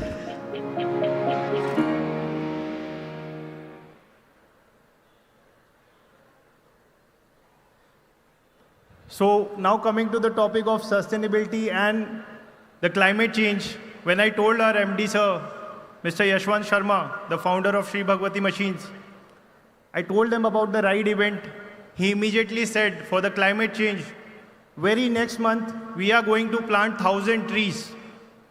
And that is the initiative that at Shri Bhagwati we will be taking, that the initiative that you have also taken the topic of for the event today.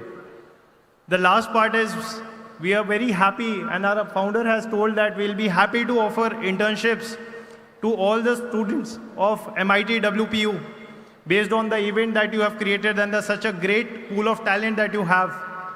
At our company, we will be happy to have a MOU signed in order to have a campus placement also for all the divisions across law, HR, engineering, design, all the divisions that you have. Thank you so much. That's it from my end. Thanks a lot for having me here. Have a great day. Thank you, everyone. Jai Hind. Thank you, sir, for those words of wisdom. Please put your hands together for sir. Next, we would like to welcome our next speaker, Mr. Sandip Paul. I would request Professor Dheeraj Singh to please felicitate Mr. Sandip Paul. Sir has designed over 1,000 best-selling products for his clients worldwide. He is a 3 times TEDx speaker, winner of the prestigious Red Dot Design Award twice, recipient of the Designpreneur title from Shri Narendra Modi and 40 other design awards. Sir has won over 40 design awards, including the Light On Merit Award from the President of Taiwan, the Japanese Eyewear Design Opus Award in 2006 and 2009, the L. Decor 2011 Young Talent Award, and was a finalist at the 2009 Index Award, Denmark. Sir was also selected to represent industrial design at the India-Italy Tech Leadership Roundtable in the august presence of His Excellency Mr. Giuseppe Conte, the President of Italy, and Shri Narendra Modi, the Prime Minister of India. I would request the technical team to please play a short video about Mr. Sandip Paul.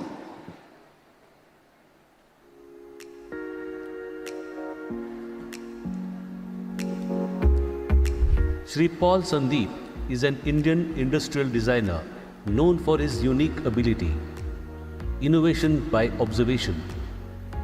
Shri Paul Sandip has designed over 1,000+ best-selling products for his clients worldwide. He's a 3-time TEDx speaker and also winner of the prestigious R.I.D.E Design Award twice. He is also the recipient of the Designpreneur title from Shri Narendra Modi and 40 other design awards.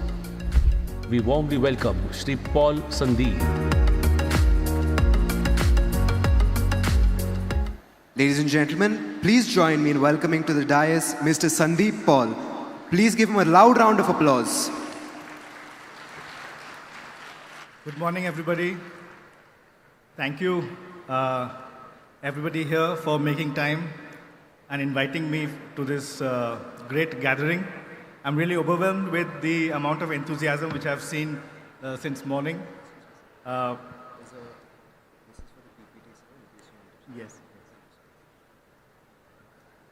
Well, to begin with, congratulations to all of you who believe that incremental innovation can actually bring in change in our everyday life.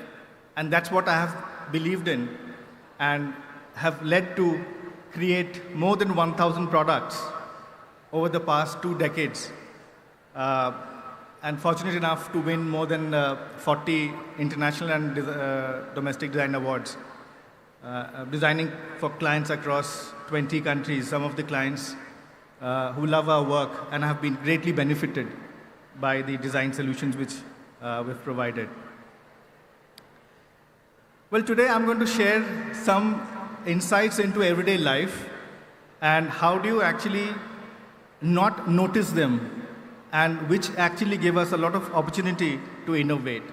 So this, if you closely notice this image on the screen, you'll understand that this is a everyday life situation where you use cloth pegs actually to dry your clothes out in the sun. But we don't actually observe the problem here because there's a concept called habituation. Habituation is something which actually stops us from noticing a problem which is there. हमें लगता है ये तो ऐसे ही होता है, right? But I went beyond that and I observed one thing, was that when we are actually drying the clothes out in the sun using a cloth peg, there are 2 problems which I identified. One was that the metal spring in the clip would leave rust marks on the clothes. And the second was actually the clip would get brittle out in the sun. So what did I do? I tried to do away with the metal spring and created a monolithic design which has dual jaws. So enhancing the life of a product by 2 folds is also a way of sustainability. Because when we talk about sustainability, we also should understand the concept of longevity. So if in any of your work, if you can increase the longevity of that idea, that also can be considered as a sustainable way of approaching a situation. So that's the final product which was created and which won the R.I.D.E, which is one of the most premium design awards in the world. Seeing the invisible. Almost every time we can solve a problem which we can see. But how do you solve a problem which no one else is seeing? I'll give you another example. The multi-plug, I think this kind of a multi-plug has been there for ages, and also a 2-pin plug. And what happens here is that the 2-pin plug tends to fall off due to gravity. Again, a nagging problem. Can I solve it through design and observation? Yes. What I did was very, very simple. I added an angle of 40 degrees, a slant, which suddenly created a gravity lock by itself, and thus providing a natural stoppage for the 2-pin plug to fall off. So from idea to prototype to market, it was designed in 2004. And today, if you just look up in Amazon, it is one of the #1 bestsellers in the category. Solutions lie with the problem, and that is something which I call as contextual innovation.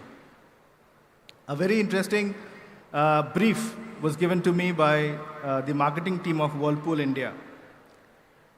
Design a refrigerator for us which looks taller than our competition. Now, how do you design a product in the same capacity, in the same freezing capacity, but it has to look taller?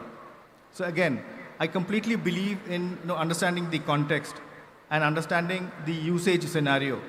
So instead of starting off with designing the refrigerator, I started off with understanding the context of the usage. And I saw something very interesting, that people were using these kind of plastic stands, or rather also sometimes wooden chowkis, to actually increase the height of the refrigerators.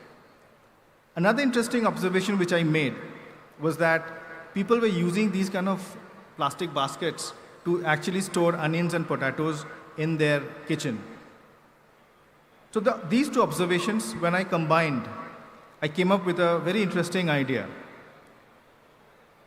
I came up with a utility drawer beneath the refrigerator to store onions and potatoes. That's me back in 2003, doing the first prototype with the engineers back in Ranjangaon factory, Whirlpool factory. We built the first prototype and we did the user testing, and the users really loved it.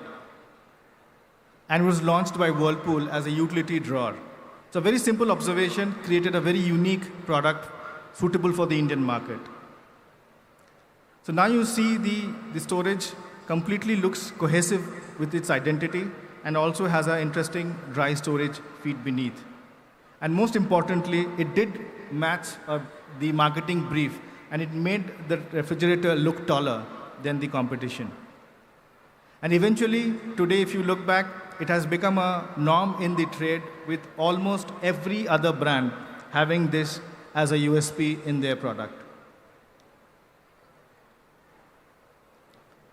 Solutions are closer than you think, sometimes hidden in plain sight. And all we have to do is see with empathy. Another interesting brief from LG Electronics, Korea team, design a India-specific LCD television.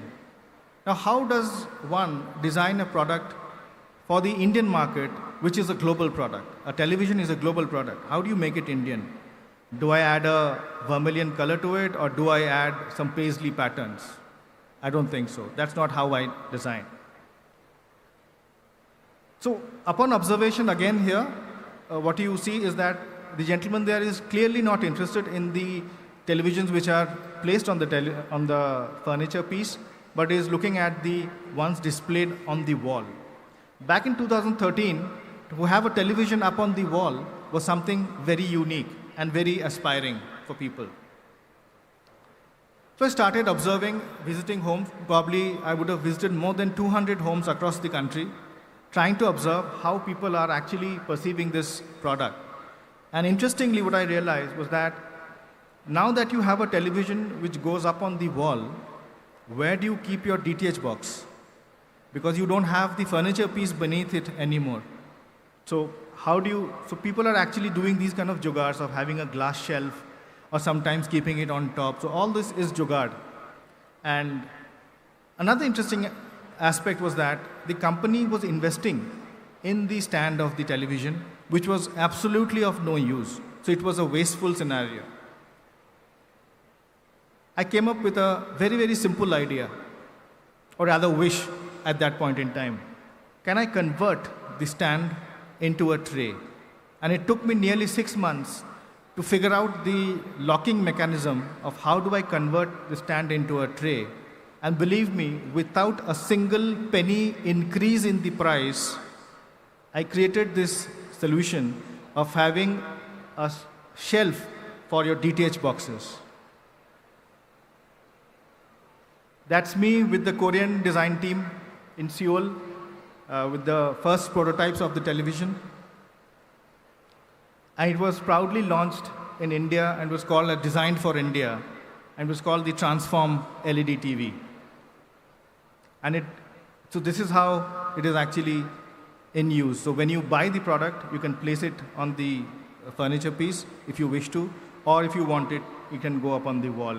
And that's how you have this utility without an extra penny, and a win-win situation for both the customers and the brand.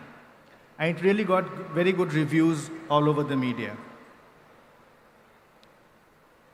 Genuine needs are often felt, but seldom spelt.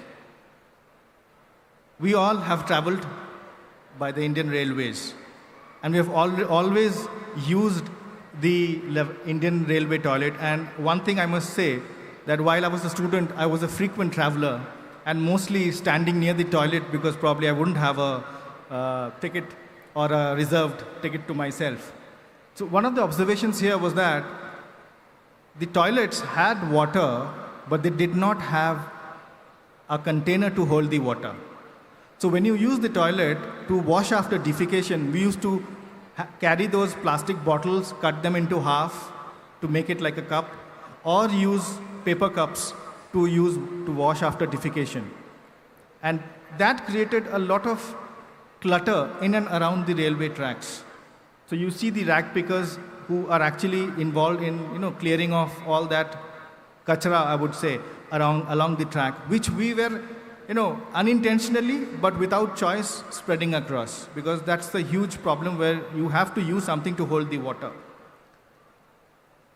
So I came up with a very, very interesting solution here, was that can I have a folding paper toilet mug, which I can take to myself when I go to the washroom, and then use it and throw it down the drain, and it will disintegrate after around 15 minutes. And it could be folded, and it was priced at ₹5 for a pack of 3. This won the most prestigious design award in Copenhagen, and is a part of the design museum in Copenhagen. And I was also awarded by Sri Narendra Modi for this idea. And it was, we did a test trial from Ahmedabad to Delhi tracks, and you will be happy to know that the rag pickers were trained to actually fold a piece of square paper into a mug to create this disposable mug. So how do you actually come up with small ideas from observation? This is what my life journey has been. I always believe that you should not look at the symptoms, but actually try to look at the root cause. A situation we all have faced on our everyday life. We always have to struggle with the ice tray to twist and turn. And do you really know why? So the client had approached to design an ice tray, but we took a step back and we tried to understand, why do we have to struggle to pull out the ice? It's simple physics. It's a cuboid, and when water freezes into ice, it expands and it exerts force on all the sides, and that's why it gets stuck. And that is why all the struggle is required to twist and turn it to get it out of the tray. And believe me, companies have gone to greater lengths to overcomplicate the process of taking out ice from an ice tray. But I believe in voluntary simplicity. I always have believed in a solution which is the most simple, is the most accessible, and the most economical, and the most efficient. So I designed the ice itself. I created a hemispherical drop-shaped ice, and again, simple physics. Once the ice is frozen, it really pops up by itself, and it becomes loose, so you don't have to twist and turn it, and you can just scoop it out with a spoon. So at the end of the day, you not only have a beautiful looking ice tray, but you also have a very unique looking ice as well. So this is the power of observation and innovative thinking. I've always believed that none of us can be geniuses, but all of us can really participate. And I truly believe that observation is a superpower. We could be in any stream. We could be an engineer, we could be an HR personnel, we could be a lawyer, but everyone, if we master the art of observation, this will become your superpower. And this is how I capture my observations. I illustrate them, I draw them. A very everyday observation is that, when men go shopping with their wife or girlfriend, they have to, stand and struggle to find a spot in the shopping area to sit while waiting. So why can't they have a sitting area? So it could be a very interesting observation, but if you look at it from a innovator's point of view, it actually gives you an insight into retail design, into space design, and how you can add empathy and create solutions around them. Another observation, जब भी हमारे घर पे पोछा लगता है, हमारी mummy हमेशा बोलती है कि बेटा पैर मत लगाना उस पे, because you will leave footprints on it, and we dread over that space. Now this is again an observation from everyday life, and what triggers as an innovator I can see in these observations are, can we design a floor which does not leave footprints after mopping? Well, idea is, let's create an anti-impression tiles. Another way of looking at it could be, since there's an AC on the picture, you can also think that can we design an air conditioner with a quick dry feature? Or you could also think that can we design a flow clearing solution that doesn't allow impressions? The queries, the questions can be never ending. But what I've tried to do is I've tried to create a compilation of these observations and create them into a book. I've compiled a 150-page book of observations which actually acts like a trigger. So each page you turn, it will trigger your imagination and will compel you to think of a solution which doesn't exist now, but definitely it can in the future. And you could be the innovator. I'm happy to say that this book was published a couple of months back in April, and we've already shipped to 200 plus unique destinations across India. And is also part of the permanent collection of the prestigious Knowledge Management Center or the Library of National Institute of Design, Ahmedabad, Gandhinagar, and Bangalore. And I'm happy to share that a lot of institutes are actually queuing up to have this book as a treasure in their libraries for their students. This is also getting a lot of attraction and good reviews on Amazon. There's a direct link. You can scan the link and it'll take you to the Amazon link to have the book. And well, I wanted to give out a few signed copies of the book. I'm carrying the book along with me. So anyone interested, I'm happy to sign a book for you. You could contact the organizers. I'm here a little while, and thereafter I'll push off to my work because it was a very short notice on which I had come. So anyone interested to have the copy, you're most welcome. Please contact the organizers. I'll be happy to sign a book for you. Thank you. Thank you, everybody.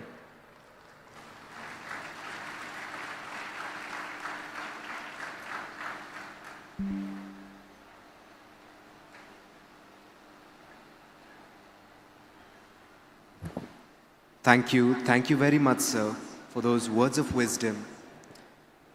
Ladies and gentlemen, I would like to thank all of our three speakers for today, Mr. Maurya Hanspal, Mr. Sandip Paul, and Mr. Ramanuj Singh, for sharing their words of wisdom with us and igniting the flame of entrepreneurship and design in our students.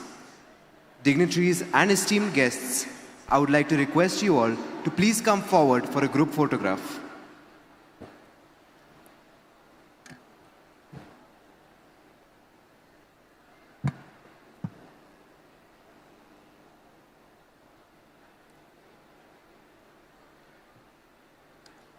Can we once again please put our hands together for all of our three speakers for today?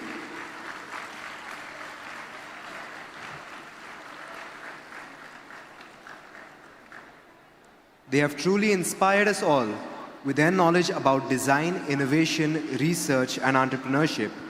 I'm sure after moving out with this pandal, the words that they have blessed us with will inspire all of us for the years to come.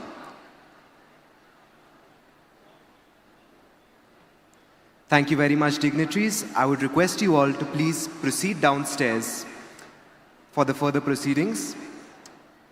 I will also request the stage committee to please start setting the stage for our panel discussions.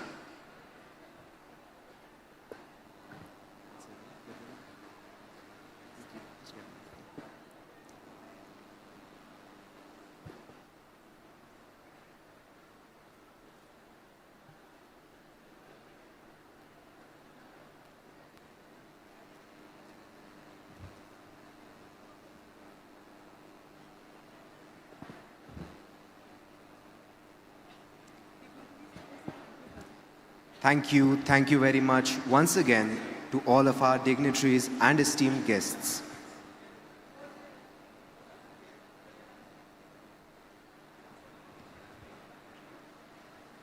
Attention everyone. Sounders Connect invites you to an exclusive event designed to empower and elevate women-led ventures. Having supported over 160 female entrepreneurs who have raised over 100 million plus, we're excited to offer you this unique chance to connect with the industry leaders, network with peers, and gain insights from the top members. Featured speakers include Latika Pail, Smita Salgaonkar and Seema Kumar, who are renowned leaders in the ecosystem. Don't miss out on this incredible opportunity to advance your entrepreneurial journey. Join them in the Torna Hall in Chanakya today, August 22nd, 2 p.m. onwards. Limited slots available, so please do attend, students. Students, today is not just another event. It's a gathering of visionaries, a space where ideas come to life and where the impossible meets the possible.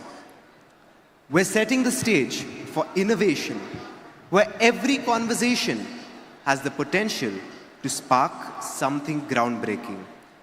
This isn't just about being part of the change, it's about leading it.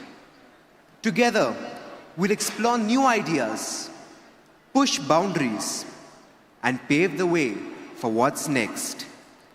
Students, please make the most of this journey. And trust us, if you thought your last Netflix binge was exciting, just wait till we see what we've got for store in you today in the panel discussion. So whether you're a biology enthusiast, a coding expert, an aspiring entrepreneur, or still exploring your way, get ready to embark on an exhilarating journey that will push the limits of your imagination, challenge your deepest assumptions, and perhaps even reshape your futures. This event sets a stage where the brightest minds converge, where every session fuels design and innovation, and where the boundaries of possibility are expanded with each passing minute. We are not just participating in change, we are driving it. Learning here is more than just fun, it's transformative. R.I.D.E 24 isn't just an event, it's a mindset, a culture, and a moment. It's where dreams take flight and shapes the future. Welcome to an event where the ordinary becomes extraordinary, where innovations know no boundaries, and where dreams take the flight. Ladies and gentlemen, on that note, the dais is set. We will be beginning with our panel discussion shortly. I would like to call upon stage. Before we begin with our panel discussion, we would like to share some thoughts with you about today's R.I.D.E event. My friends, get ready to be inspired as we witness the power of human ingenuity and the limitless possibilities that emerge when passion meets purpose. In the next few minutes, we'll be exploring the intersection of creativity and commerce, where ideas come to life and dreams become reality. The curtain is about to rise on a story that celebrates design. So sit back, relax, and let the magic of the panel discussion unfold before your eyes.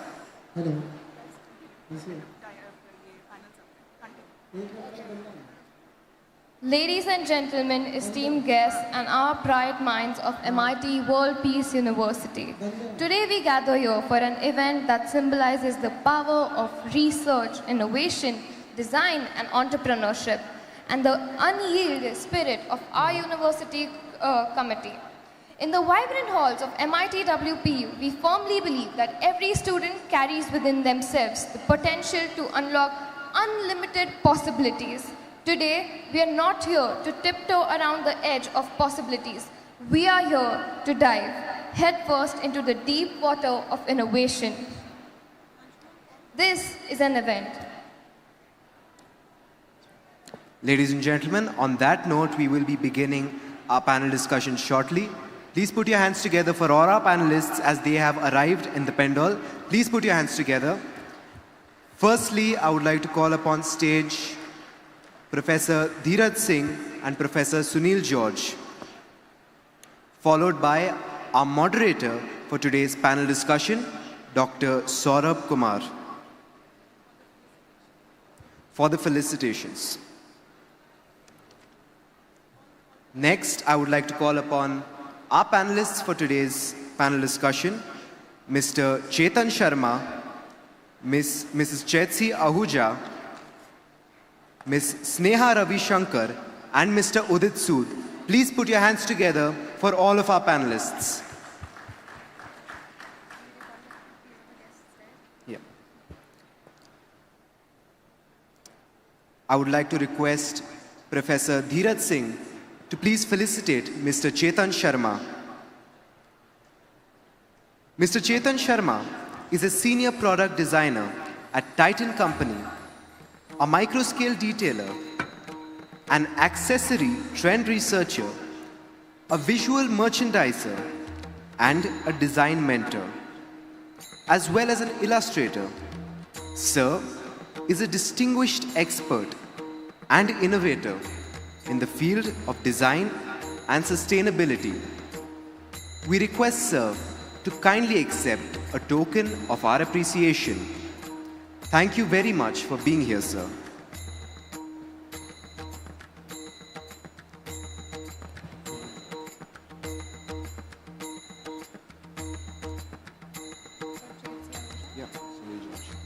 Next, I request Mr. Sunil George to felicitate Mrs. Chetsi Ahuja. She is a social entrepreneur who truly believes that the common good trumps self-interests. She also believes that if we can change the way we consume today, it is possible to delay the adverse effects of climate change and global warming.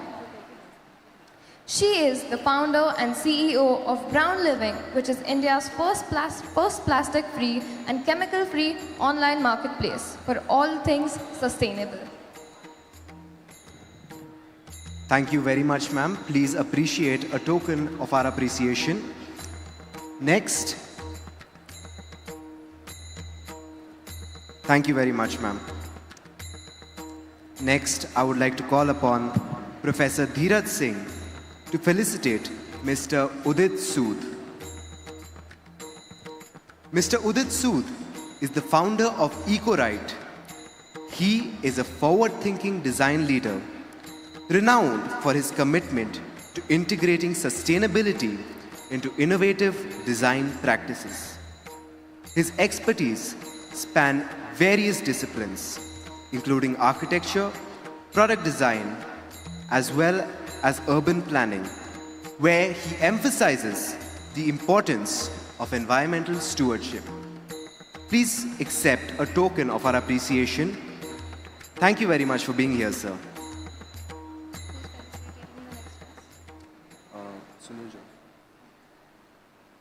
Next, I would like to ask Mr. Sunil George to felicitate Sneha Ravshekhar ma'am. She is a material process and a concept designer at Studio ABCD.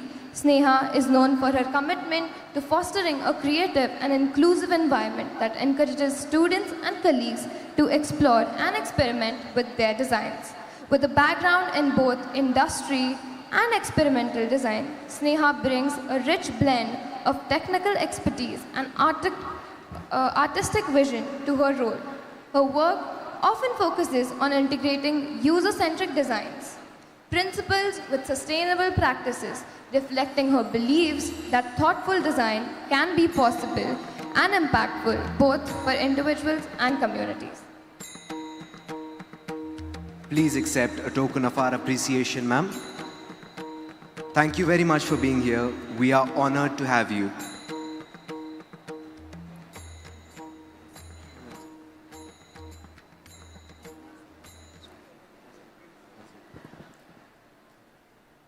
Thank you, Dr. Sunil George and Professor Dheeraj Singh. Please proceed downstairs as we will now be beginning with the panel discussion. Ladies and gentlemen, the theme for today's panel discussion is eco-friendly design, innovations, pioneering, and sustainable solutions in modern design. On that note, I will hand the proceedings over to the moderator for today's panel discussion, Dr. Saurabh Kumar. Yeah, hi. So good morning, everyone. I would like to welcome Chaitan, Udit, Chatsi, and Sneha. So myself, Saurabh, I am the Dean at the School of Design right now.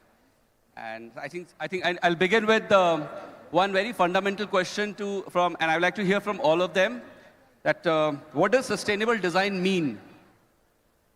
I'll stop here. Please, anyone can start.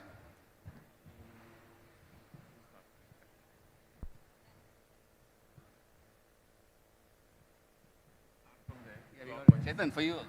So you can start also. Hi, good morning, everyone. Sustainable design for me is more about sustainable thinking. It starts from first me, then you.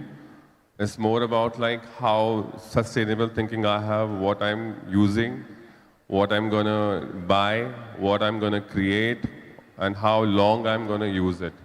So that is very important for me, thinking about it before doing anything. So that is sustainable design for me.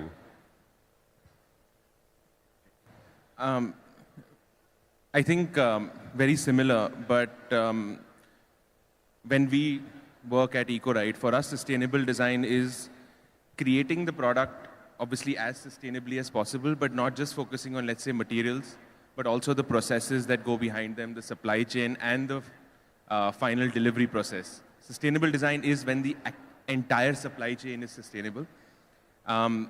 It also means creating products that last a long time, because I think that's one of the issues that we are facing today, that a lot of products are not built to last. And the true sustainability is never needing to buy another product. Thanks. I kind of agree with both of you. For me, there's another added layer of building products that are durable, reusable, and have no afterlife. Like, it needs to decompose on its own, or it needs to maybe not end up in a landfill. And to ensure that every aspect of the product in its design stage, in its production stage, with materials, with the people involved in the process, that's what sustainability is. So it's a holistic way of looking at product creation and its afterlife. So firstly, I feel everything can be designed and is designed, irrespective of the field as such. For me, sustainable design is a form of system design.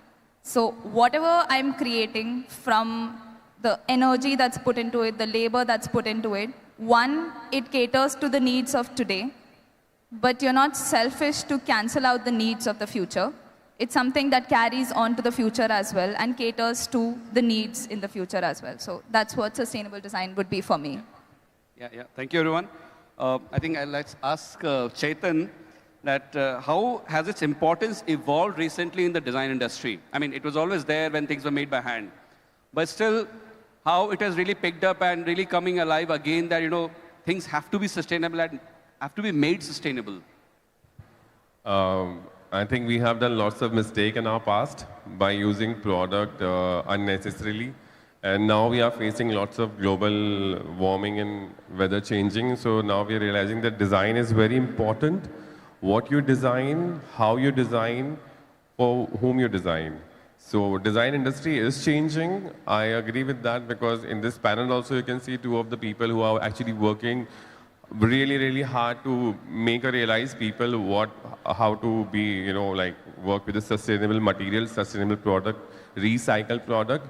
We are losing lots of air, water, creating lots of pollution. So it's very important that be very careful. And design industry in a corporate, in NGOs, in craft sector, everywhere is changing. Somewhere the change is happening small, somewhere the change is happening big. It depends on the effort they are putting it. Sometimes the changes are also happening the way people are using local craft, local vendor, also providing more and more education to the sector where the education is not there. Also creating more drinking waters by the corporate sectors or, providing lots and lots of material, which, for example, lots of companies, they use virgin material. Now the design industry has changed to use recycled material. So that's also coming in. So yeah, that's one of my points I'm thinking. Would you like to add to this? The importance of it in the design industry? Yeah, I think what you said about, using recycled and repurposed materials makes it even more important for a designer to be involved, to use it in the right way, in the right proportion. Upcycling has been a craft and art for the longest time, but really making upcycled or repurposed products is really an art in itself. And you need to ensure reducing wastage as a big part of that. So while you're already trying to salvage one used material, you still have to ensure that that same material is not wasted any further. So I think that's a very important aspect of design in today's time. Udit, you like to say something on this? I think a lot has already been said. My only point to add to this is that why sustainability has become very important in design is because design is where everything originates from. And as the consumers shift to a more sustainable living, I think it's the need of the hour for designers to shift to a more sustainable kind of design process. So we've seen it become extremely important over the last 5 to 7 years. Okay, so I think everyone's kind of covered when it comes to the moral and ethical and principle aspect of sustainable design. I think I'll just add on something to it, which may be a little controversial. It's the whole legality of things, where you've got certain rules now which are being provided to companies as to what you need to follow, what are the kind of products, materials that you can use, what is it that you cannot use, does it fall under UN SDG? So you also have rules, which is a great thing, honestly. I know it may sound forced, but at least that's also a step to change the system a little bit, adding on to what everyone said. True. Thank you, everyone. I think it's always good to have an example. So can all of you share one recent project that you got inspired maybe, or you were involved directly, which is actually, or maybe it's your own initiative, which embodies the entire, your involvement in the sustainable thinking. Any example?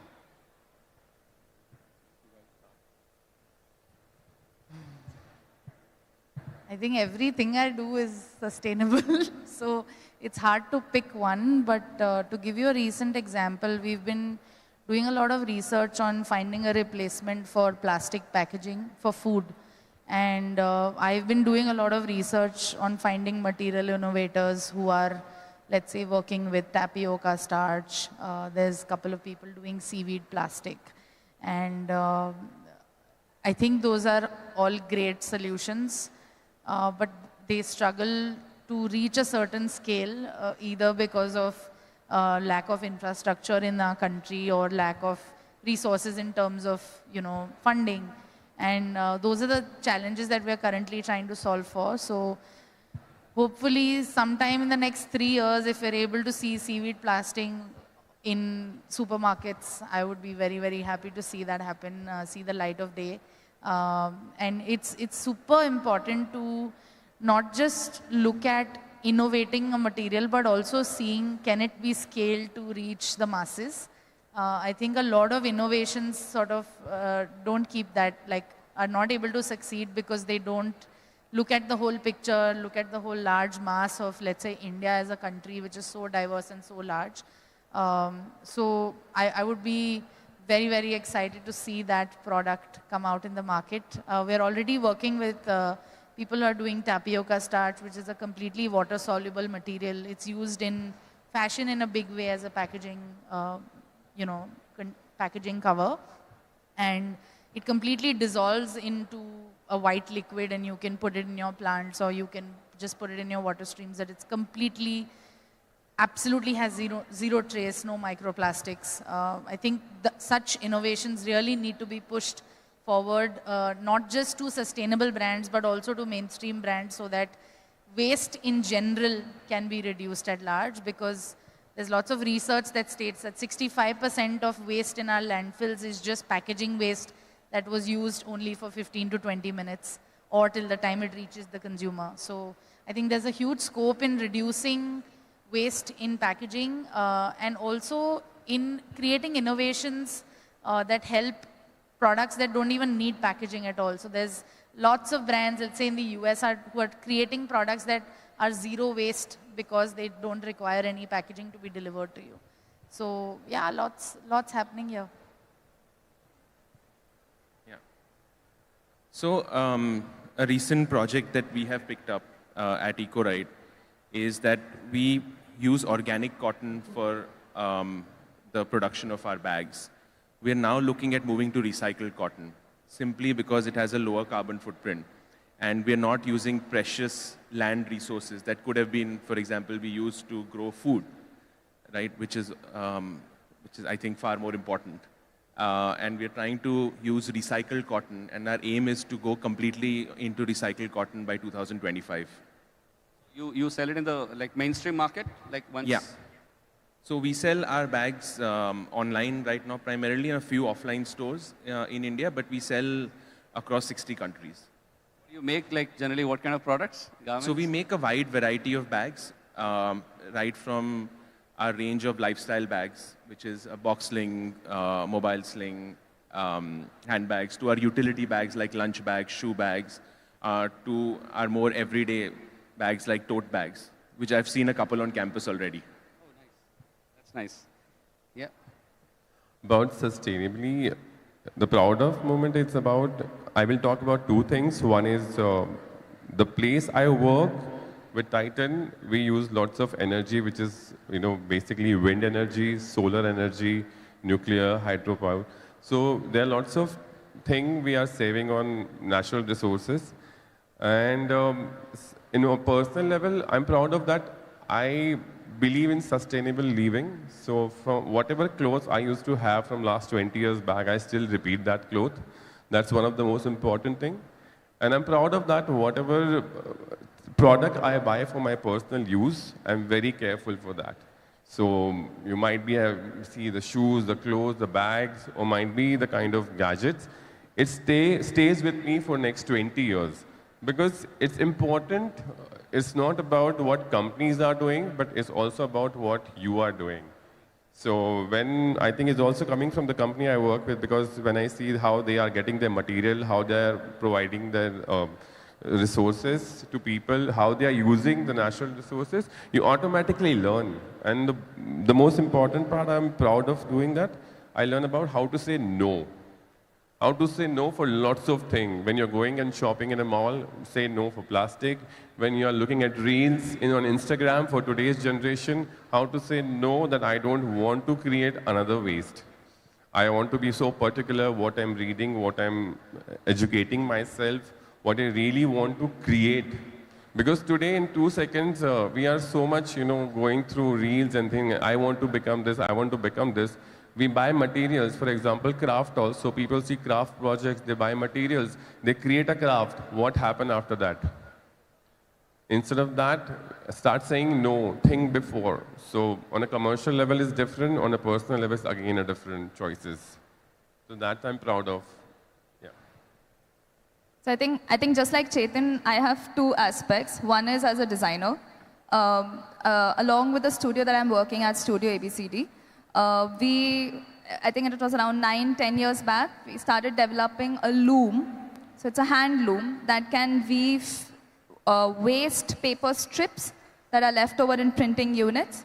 And you can weave any kind of ribbon-like structure onto that loom now. We recently got it patented as well. If I had to look at the sustainability aspect of it, for me, it's the material, it's the structure of it being hand loom, it's the fact that we are going to be reaching out to artisans to work, and we are going to connect artisans and designers who would like to use the material as it is. On the other aspect of my life, which is as an educator, I've been teaching again for the past 10 years. Any class or any course that I take, and I mostly take materials course, I think we've all had some experience or the other in institutes. The amount of waste that we create in class is a lot, and I make it a point. Now, as a material, it may not be sustainable, technically, because people need to study plastic, people need to study wood, people need to study multiple things. But I make it a point that every time they bring a material, it's out of some waste. It's never any fresh material that they pick up for any classroom that we take part in. If paper is required, we use that, or else it's all digital, put things up if you need to, notes or anything like that, or verbal communication, which is the best. So again, not 100%, I won't even call 60% sustainable, but just smaller steps towards certain development possible. To add one of the point is material is also about digital waste. I remember like 10 years back, I used to click lots of pictures on my phone when I used to travel, but I'm very particular now, do I really need that picture? Do I really want to enjoy? Sustainability is not only about material, product, designing, industry, it's also about how you thought. So sometimes people just click so many pictures and delete, they don't understand you are creating so much of digital waste every day. What will happen about that? So that's also important. That's also I learned over the time. And about the craft project, I think we also forgot the term called sharing. Once your classroom project is done, why don't you share that craft project with the underprivileged kids on the street and teach them this is the kind of thing you have created with your learnings, and you can actually share and care. That's also become a sustainable today. What I am trying to understand is it's more about, it seems like mindset, So what do we wear? Am I wearing something which has just been, the raw material has just been grown, or it's more of from recycle, or what kind of packaging I'm using, what kind of product I'm using, or how, if it's a student point of view, how am I really using material, and when next time when I go to a mall, what should I do? Should I buy things, or should I just go around, watch a movie, eat something and come back, or just, maybe just appreciate things that is there. If I need something, then I really buy it, So these are things which is very about, mindset actually. So it's about imbibing this whole philosophy of sustainability in our lifestyle, right? So pulling from there, I want to know, like, as you touched upon this aspect of digital, waste. So how it's going to take, how it's going to look in future, this whole idea of sustainability from the perspective of AI, or if there's anything like that. Yeah?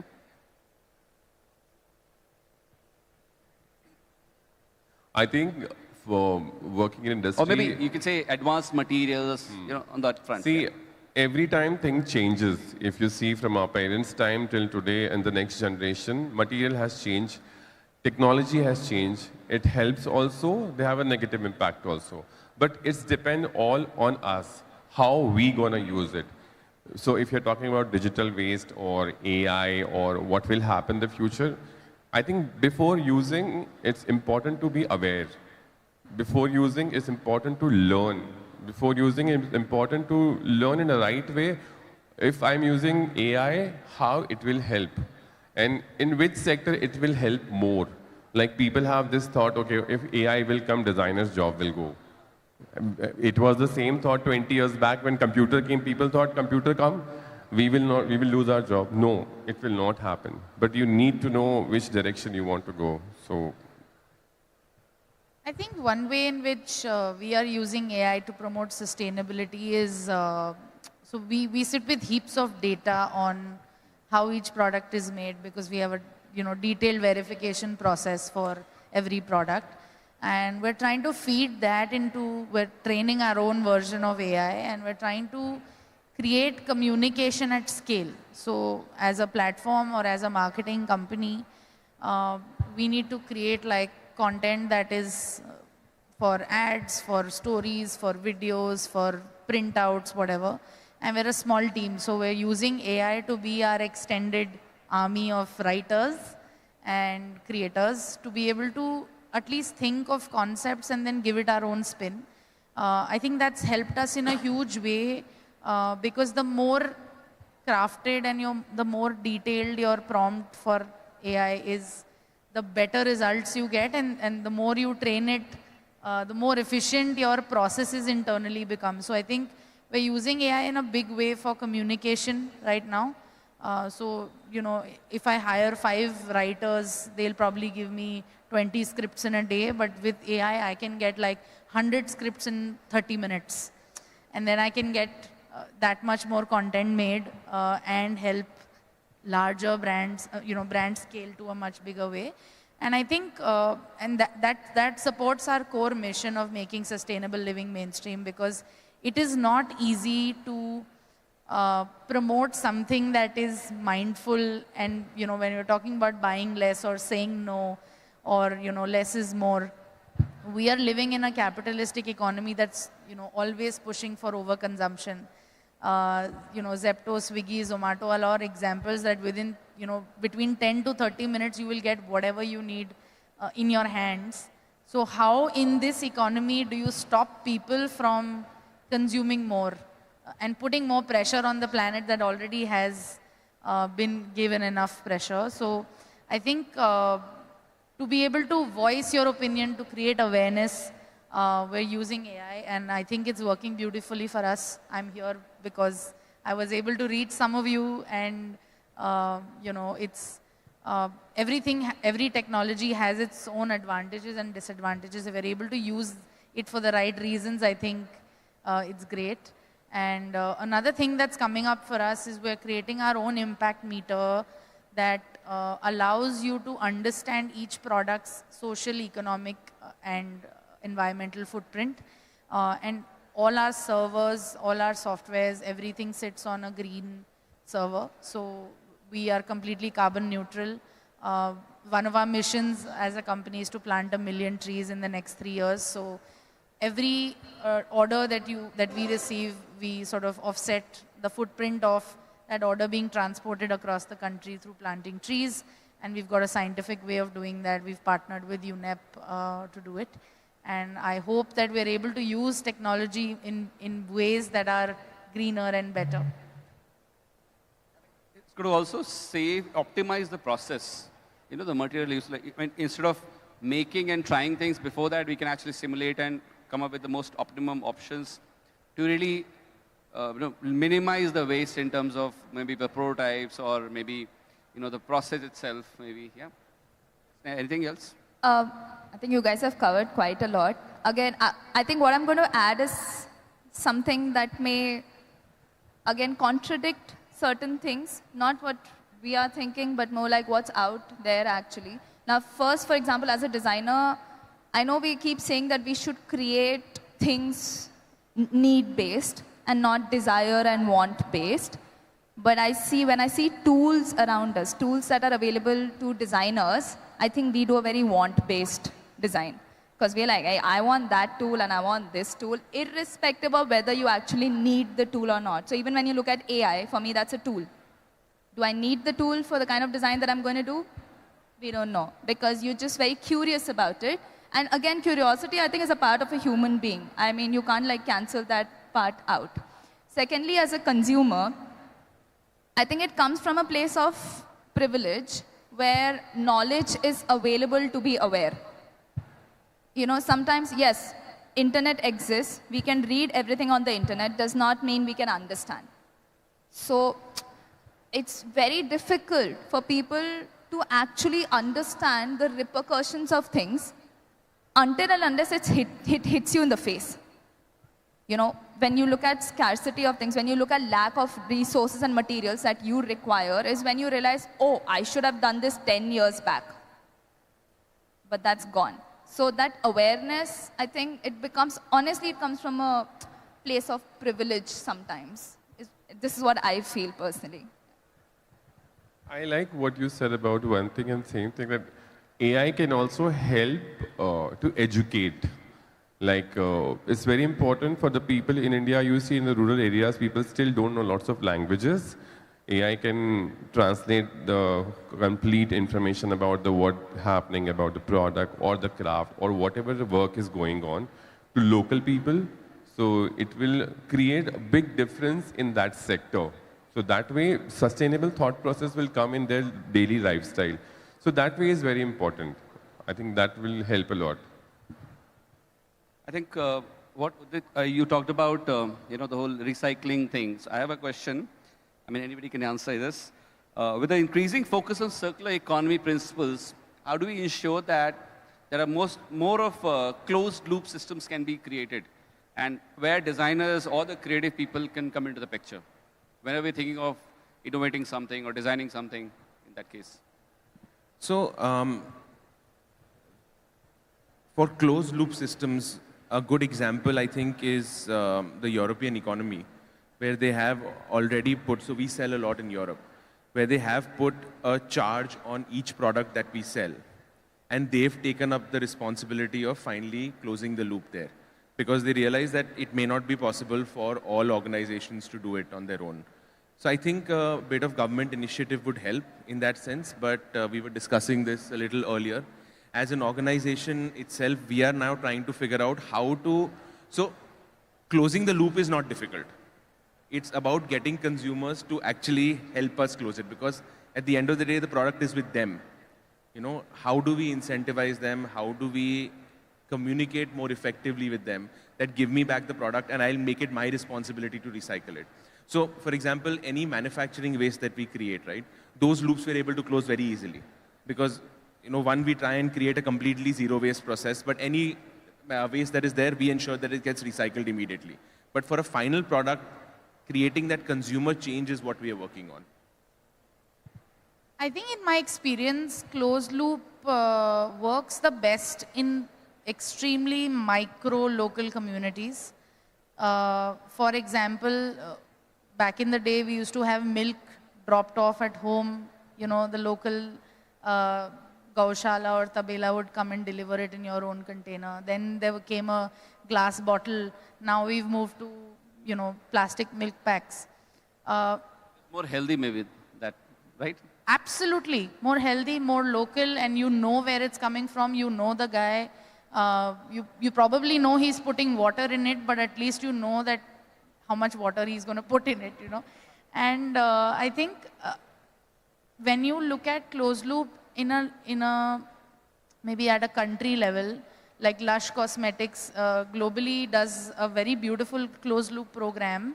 They basically make soap bars and shampoo bars, and they have a container which is, it's a black recycled container, and every time you go and give back those containers, you get a discount. So incentivizing users for doing a certain thing is absolutely important, because we live in an economy where people don't have time and convenience trumps everything. But which is also why when you're designing a product, you have to think about, do I even need closed loop? Do I need the consumer to do anything, or can the product disintegrate in itself, right? So design plays a huge role in ensuring a closed loop design, because if you're using materials that cannot be brought back in its original form into production, a toothbrush is a classic example. It has 5, 6 different types of plastics fused in the design. You are never going to be able to recycle it. And on the other end, you have the bamboo toothbrush, which is possibly 2 materials max. You pluck out the bristles and the wood can be composted entirely.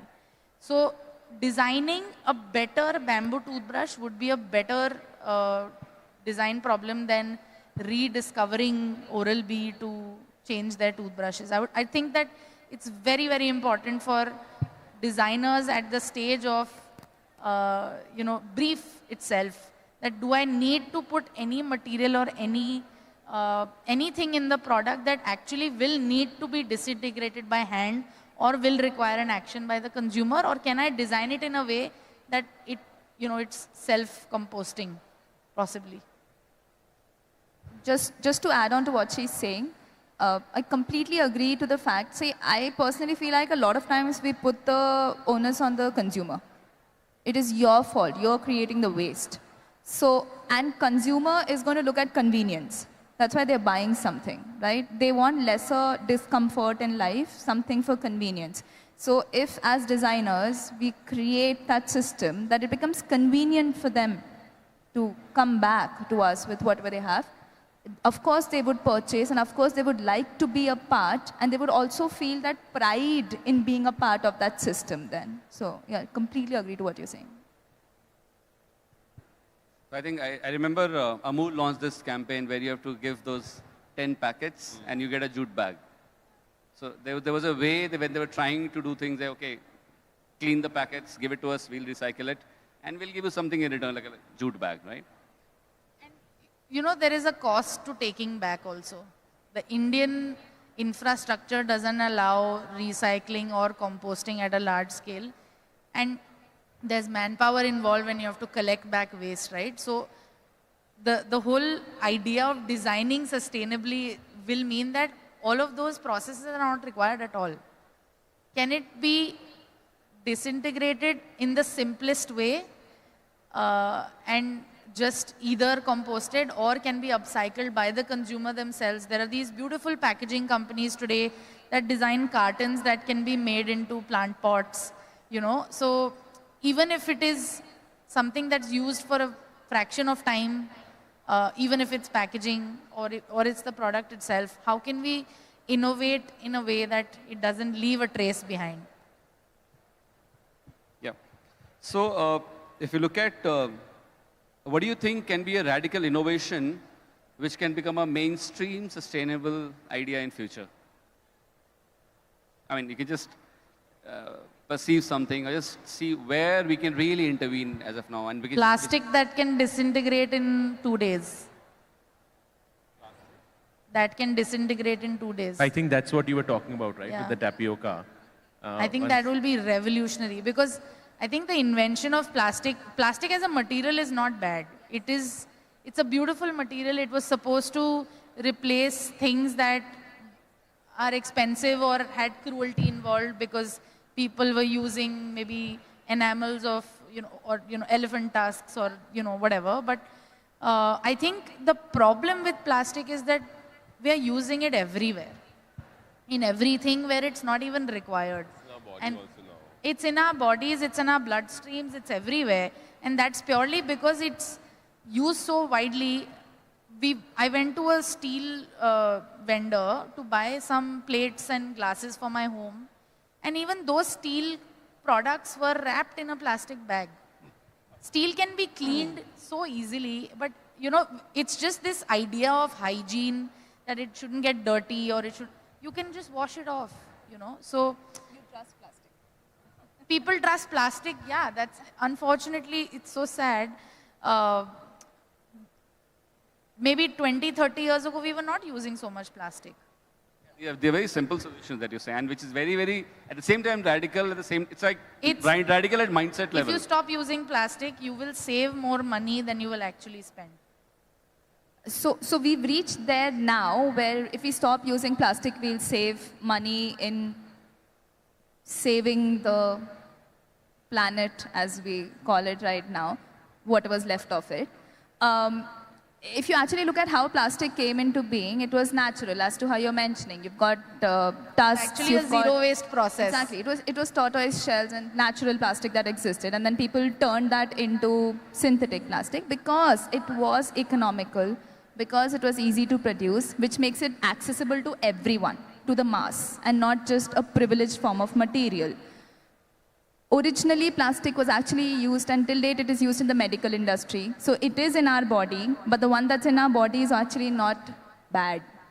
Not the kinds when we're talking about the single-use plastic that is thrown out and doesn't disintegrate. So imagine the plastic in our body, if it disintegrates, you know, we're gone. So it doesn't. That plastic is different. So I think I completely agree to what she's saying, where we figure out it's there, that material is there, and it will remain, as much as we are trying to push that don't use this material. It's the end of the material that is a problem. If we figure out how to stop that aspect, breaking down of plastic in the most non-polluting way possible, I think that would tackle majority of the things, because then we are not telling people that you can't use this material because it's out there. It's a whole vicious cycle of demand and supply that happens. There's a whole plastic cartel also. Yeah, everywhere. I know I have plastic. But yeah, that's that.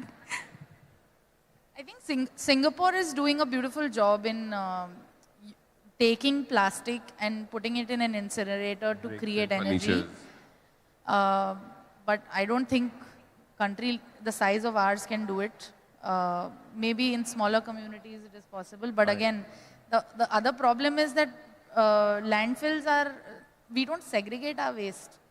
So how do you actually recycle plastic? Because once it is kept in, or the grade of plastic, if it's thin, then you can't do much with it. So the also very radical weird innovation change, I feel, is in consumerization.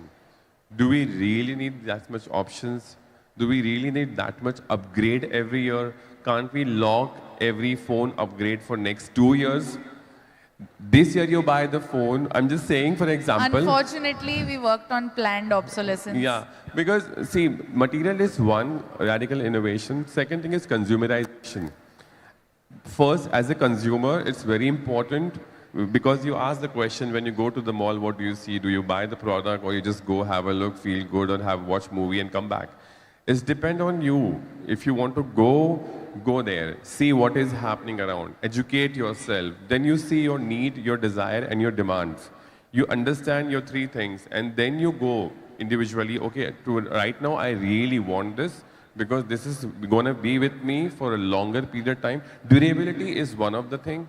Radical changes in the consumerization is very, very important, because I'm also talking about the craftsmen. A simple example, I'll tell you. When we talk about our grandmothers or grannies, they said, you know, what they used to make in our childhood, the jewelry is completely different, and nowadays the quality is different. Why? Because there's a time. People used to give time before month or before a year order. You have lots of time, and then they create things. And now, because of lots of consumerization, everything is mass production, fast moving. So the craftsman is also not getting that much time and effort. So material is one, and also the thought process is one. Two different things are working together, I guess. So is there ownership on corporates like Apple, for example? Are they really making sustainable product? Can they really go back and try experimenting with? Can they make analog phones again back in our life? Bring it back? Charger निकाल दिया यार डब्बे में से. I think that was their sustainability thing. Systemic change at companies like that will make a huge difference. But, you know, who's stopping you from not changing your phone? Sustainability today is a huge movement because consumers started asking questions. Sheen was not allowed in India. I think they're now coming back. But the fact that there was journalism taking over, there were consumer questions being asked, is why now we have the regulations that you talked about. Otherwise, anybody in the name of green was selling anything, right? So I think planned obsolescence is a very important deterrent in us being able to live sustainably. But even Apple, for that matter, launched a campaign where Mother Earth was coming to their office, and they were talking about all the initiatives they're taking. So I think now it's become a mandate for everybody to do something about this. But I hope it's not too late before we actually make a change. It's not enough, maybe, yeah? Not at all enough. The change needs to happen at all levels, from consumers, from governments, from companies, in the classrooms, in the education. Absolutely, everywhere. Because there, I mean, we've seen a lot of videos in European countries, in Japan, where students actually they've started up, companies where they go by themselves and collect things and bring it back. The recycling unit, mini recycling units, and they do it, segregation and all. See, sorry.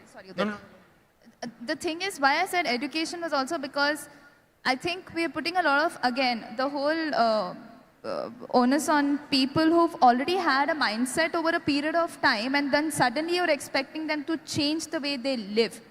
It's easy to mold a child, to explain as to what is the scope. Also, not just through lectures, show them through practice. Show them the scope of things, and they will understand the scope as they grow. But now reaching out to someone who's been a part of this system and then suddenly telling them, boss, this is wrong. That may not work out. There's always a chance of may or may not. And also not giving them enough options while saying this is wrong. Okay, if you're this just is wrong, telling them what is stop. right? Tell me. Exactly. So that I feel becomes too much for people. But when you start fresh, then it's a new range, a new cycle that's starting from start, from beginning is what I personally. So alongside coding, I think we should have these projects or a course where every week, there is a session where they're actually involved in the community, where they're actually practicing it. So we used to have a subject called environmental studies, which I think most students tend to bunk, or the environment, and people call you tree huggers and whatnot. But I think that the narrative there needs to change to practical lessons in living a sustainable life, instead of calling it the environment, because I don't think the environment needs us to change. We need to change so that we can survive on this planet. So it's really about, it's actually a selfish act to live sustainably now. If you're not doing that, then you're probably not going to exist, and Thanos will come and flip one finger and you'll all die. I think the sustainable inspiration for all of us the biggest inspiration in our life, sustainable, is coming from our parents, our mothers, who actually saved the food last night, prepare in the morning. The old clothes goes to the younger brother and sisters. The books goes to transfer to younger cousin. We have forgotten that we should take inspiration from the home first. How we have used lots of things. One T-shirt has become so many part of product at home. That's very important. Practice, please. So agreeing to that. So again, why I said education, because unfortunately in our world, we end up spending more time in schools and colleges as compared to home. We do learn a lot of things at home, but we are more impressionable in our place where we are surrounded by our peers, or we are surrounded by professors or faculties or teachers, and we are more influenced over there as compared to home. So if it was just for home, I think our way of thinking and things would have been very different. That's why how you look at Gurukul system or any system that existed, things were different then. Now things are different. So like I said, unfortunately we end up spending more time outside home. If we would have ended up being at home, I think our learning would have been very different. It can be practiced at home, in classroom, in corporates, wherever we are. Like Chetan said, everything is in the mind. It's about how we decide and what we decide as a user or as a designer at the same time, right? There's one, really I want to know that, how might the concept of ownership change as sustainable design practices evolve? The concept of ownership. I think some of you have touched on this aspect. Sharing economy, I think you already touched upon that we don't need to own everything or just share. Airbnb is a great example of not owning a holiday home, but living in different holiday homes through the year. Uber did a great job by, enabling. 10 years ago, you never thought I'll sit in a random person's car. So the whole public transport system is a great example of sharing economy. Again, you need an environment to save the environment. That environment needs to be sustainable, and like I said, it has to happen at all levels. Mobility in your city, education system, corporates, where you get your food from, all of that needs to have a sustainability mindset to it, so that all of us can contribute and can maybe change someday.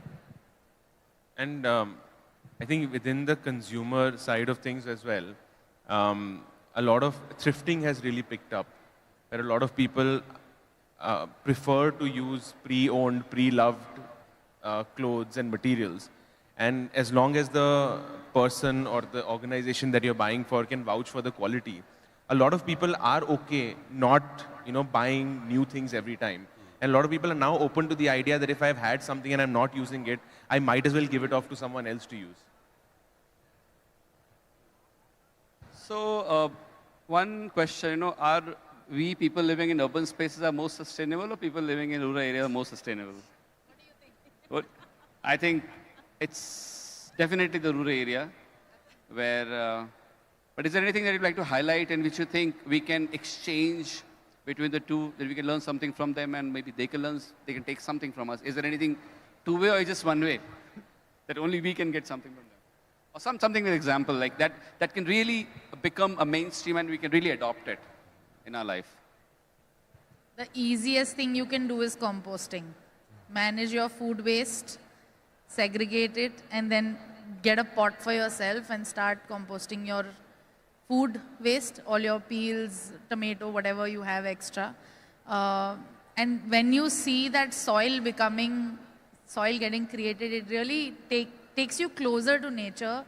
And I think in rural India, people use cow dung to grow whatever, they have livestock around you.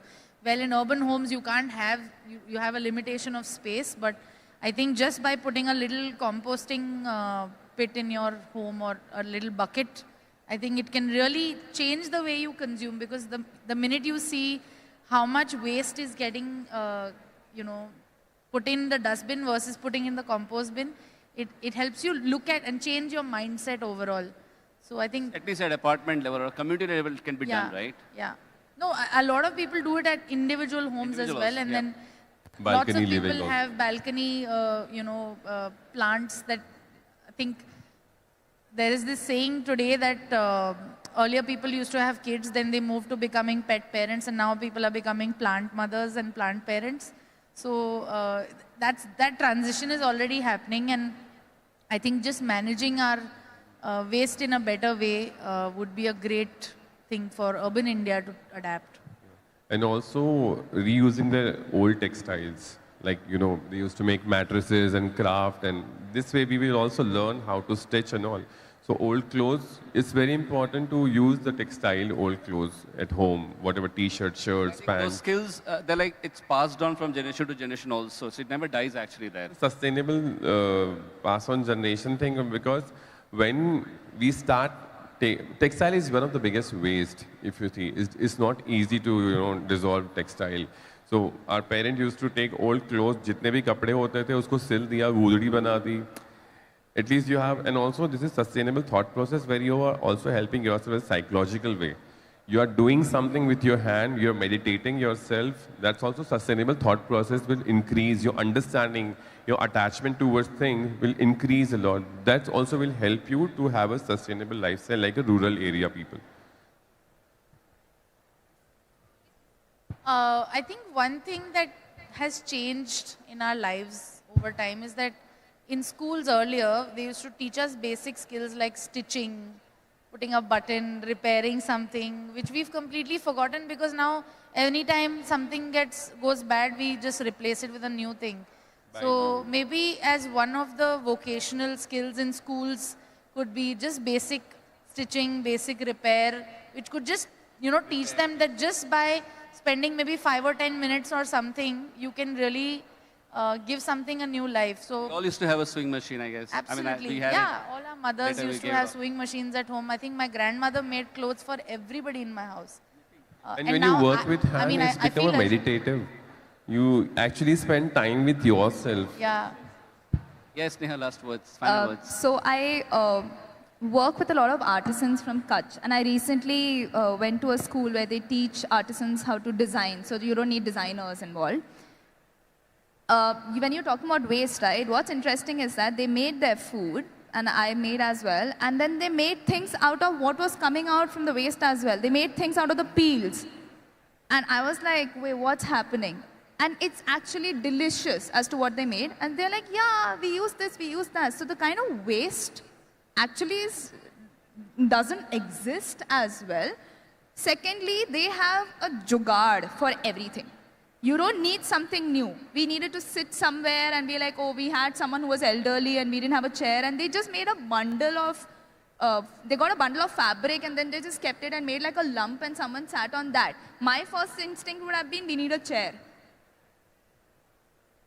Right? So the point is that for them, we don't need it is a very common thing.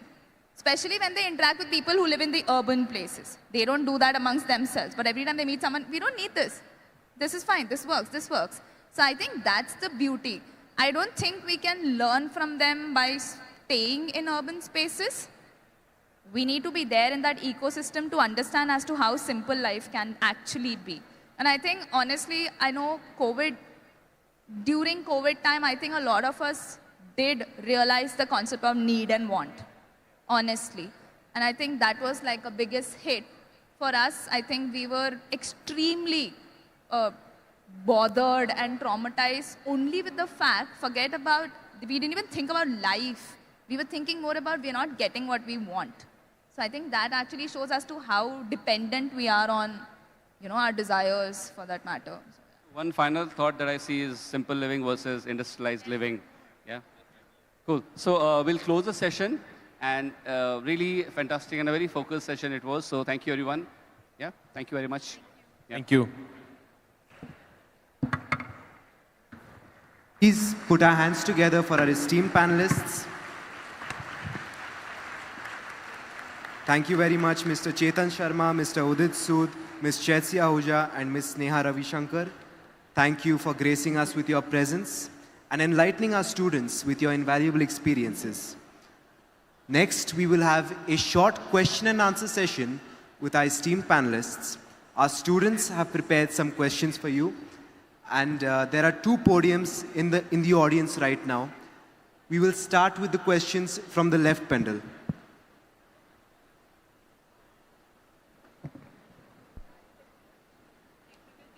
Technical team, please make sure that the cameras and the necessary mic and equipment is provided to the students asking the questions. My name is Avishkar Sanav. I'm from second year BBA Hospitality and Hotel Administration. I can get answer to my question easily on the internet, but still I'm asking you hoping to hear something innovative.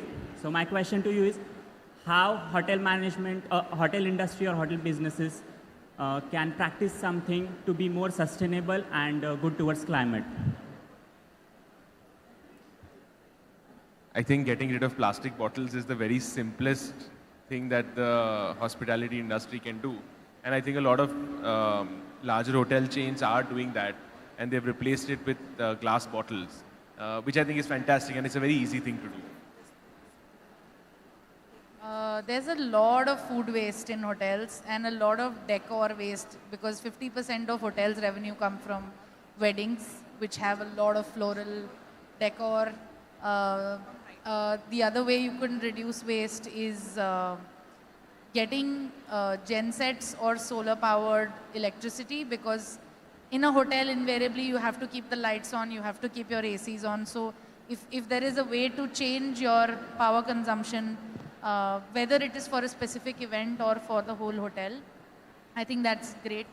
And yeah, so every hotel, I think, all the good, certified 5-star hotels now have started creating compost pits, have a water recycling facility internally itself, and also try to employ local people from the community, at least for, things that are not required to be too super skilled.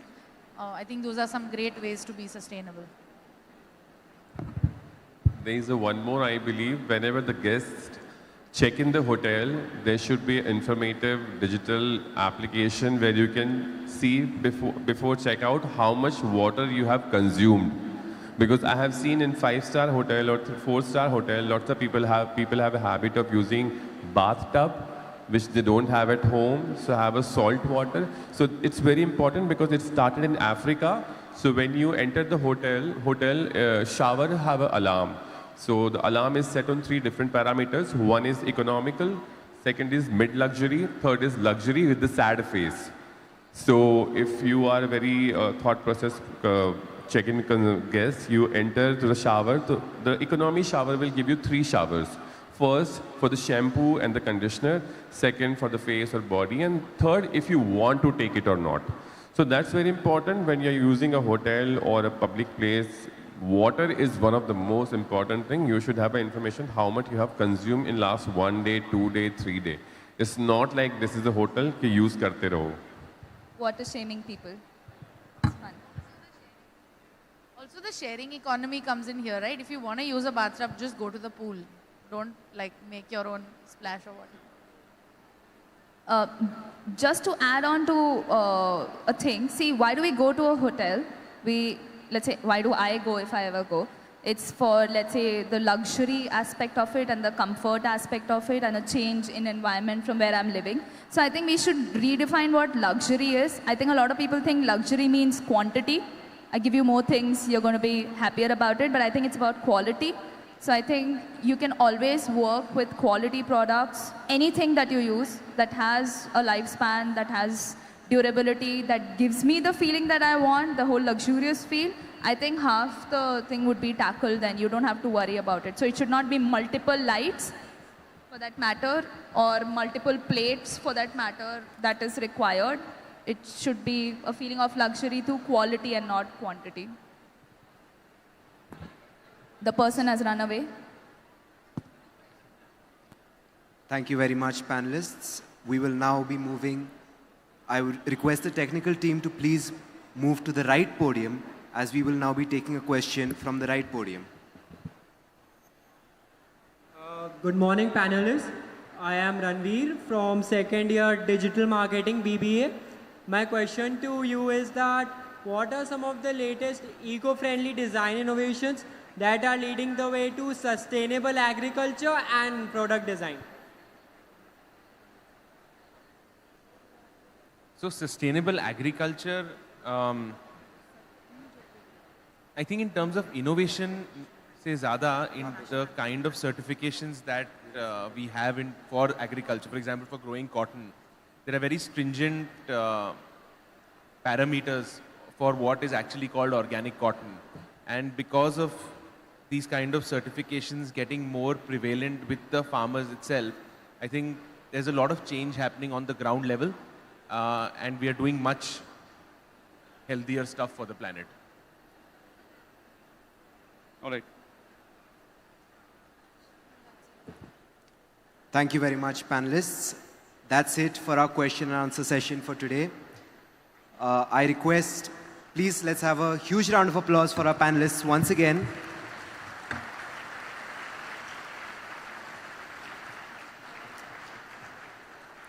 I request the honorable panelists and as well as our moderator to please come forward for a group photograph.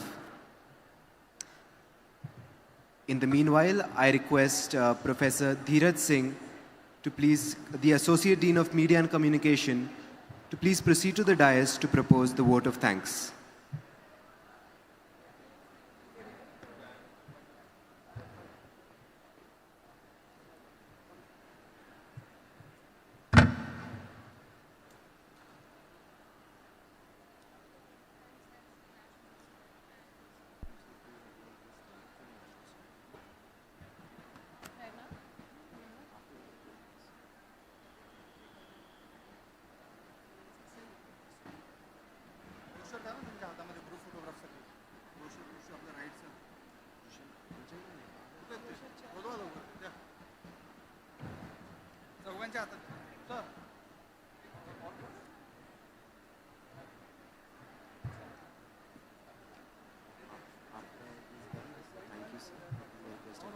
National song.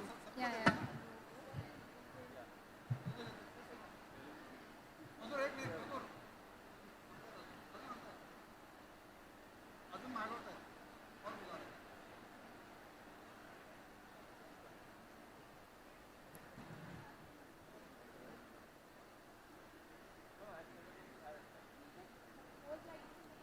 Students, please keep the applause going for our honorable panelists.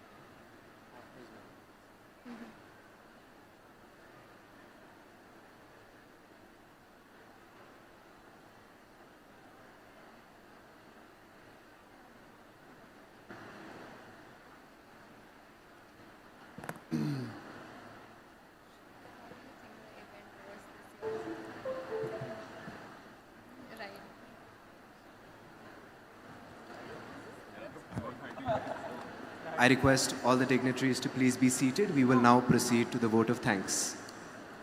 Thank you. As R.I.D.E comes into its third year, third edition, we have seen the conversations grow, including all the 4 main topics of our conclave that happens every year. And today, the third day, we looked at the concept of design and how design, which is ubiquitous, it's everywhere, all around us, and yet sometimes we miss the point about sustainable design. Our panelists over here especially engaged us and gave us a very rewarding and rich discussion on how to make design more sustainable, right from the point of its start, its usage, and also its reuse. So thank you once again for that excellent, scintillating discussion on reusable materials, tapioca starch, seaweed plastic, and sharing economy. I think students will have a lot of takeaways from our session today, especially as you go into the world, being your own entrepreneurs, being innovators in the industry. You will find spaces where you can utilize all the knowledge that has been shared on this third day. Thank you all for giving a patient hearing to all our esteemed panelists and speakers today. We will reconvene after lunch and have another fascinating discussion on the issue of design. Thank you once again, respected speakers and panelists, for sharing your wonderful takeaways. Thank you, sir. I would now request the technical team to please play the national song and all you guys to stand up in your places.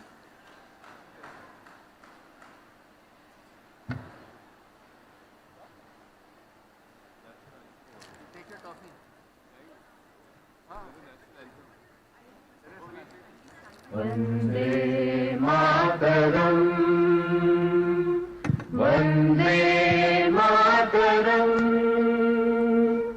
Sujalam, Sufalam, Malayaj Sheetalam, Shasya Shamalam Mataram, Vande Mataram, Shubhrajyosna Pulakitayaminim, Pullakusumita Drumadala Shobhinim, Suhasinim, Sumadhura Bhashinim, Sukhadam Varadam Mataram, Vande Mataram, Vande Mataram.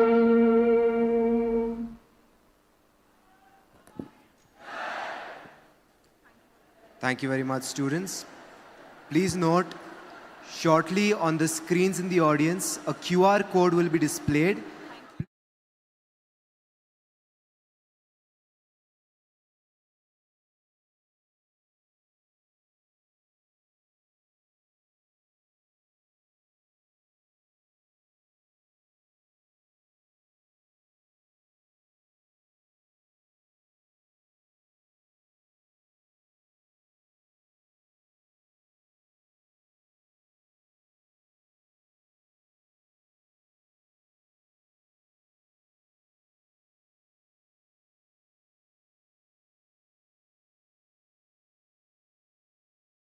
Insights from top members. Featured speakers include Lataka Pai, Smita Salgaonkar, and Seema Kumar, renowned leaders in the ecosystem. Don't miss out on this incredible opportunity to advance your entrepreneurship journey. I kindly request the technical team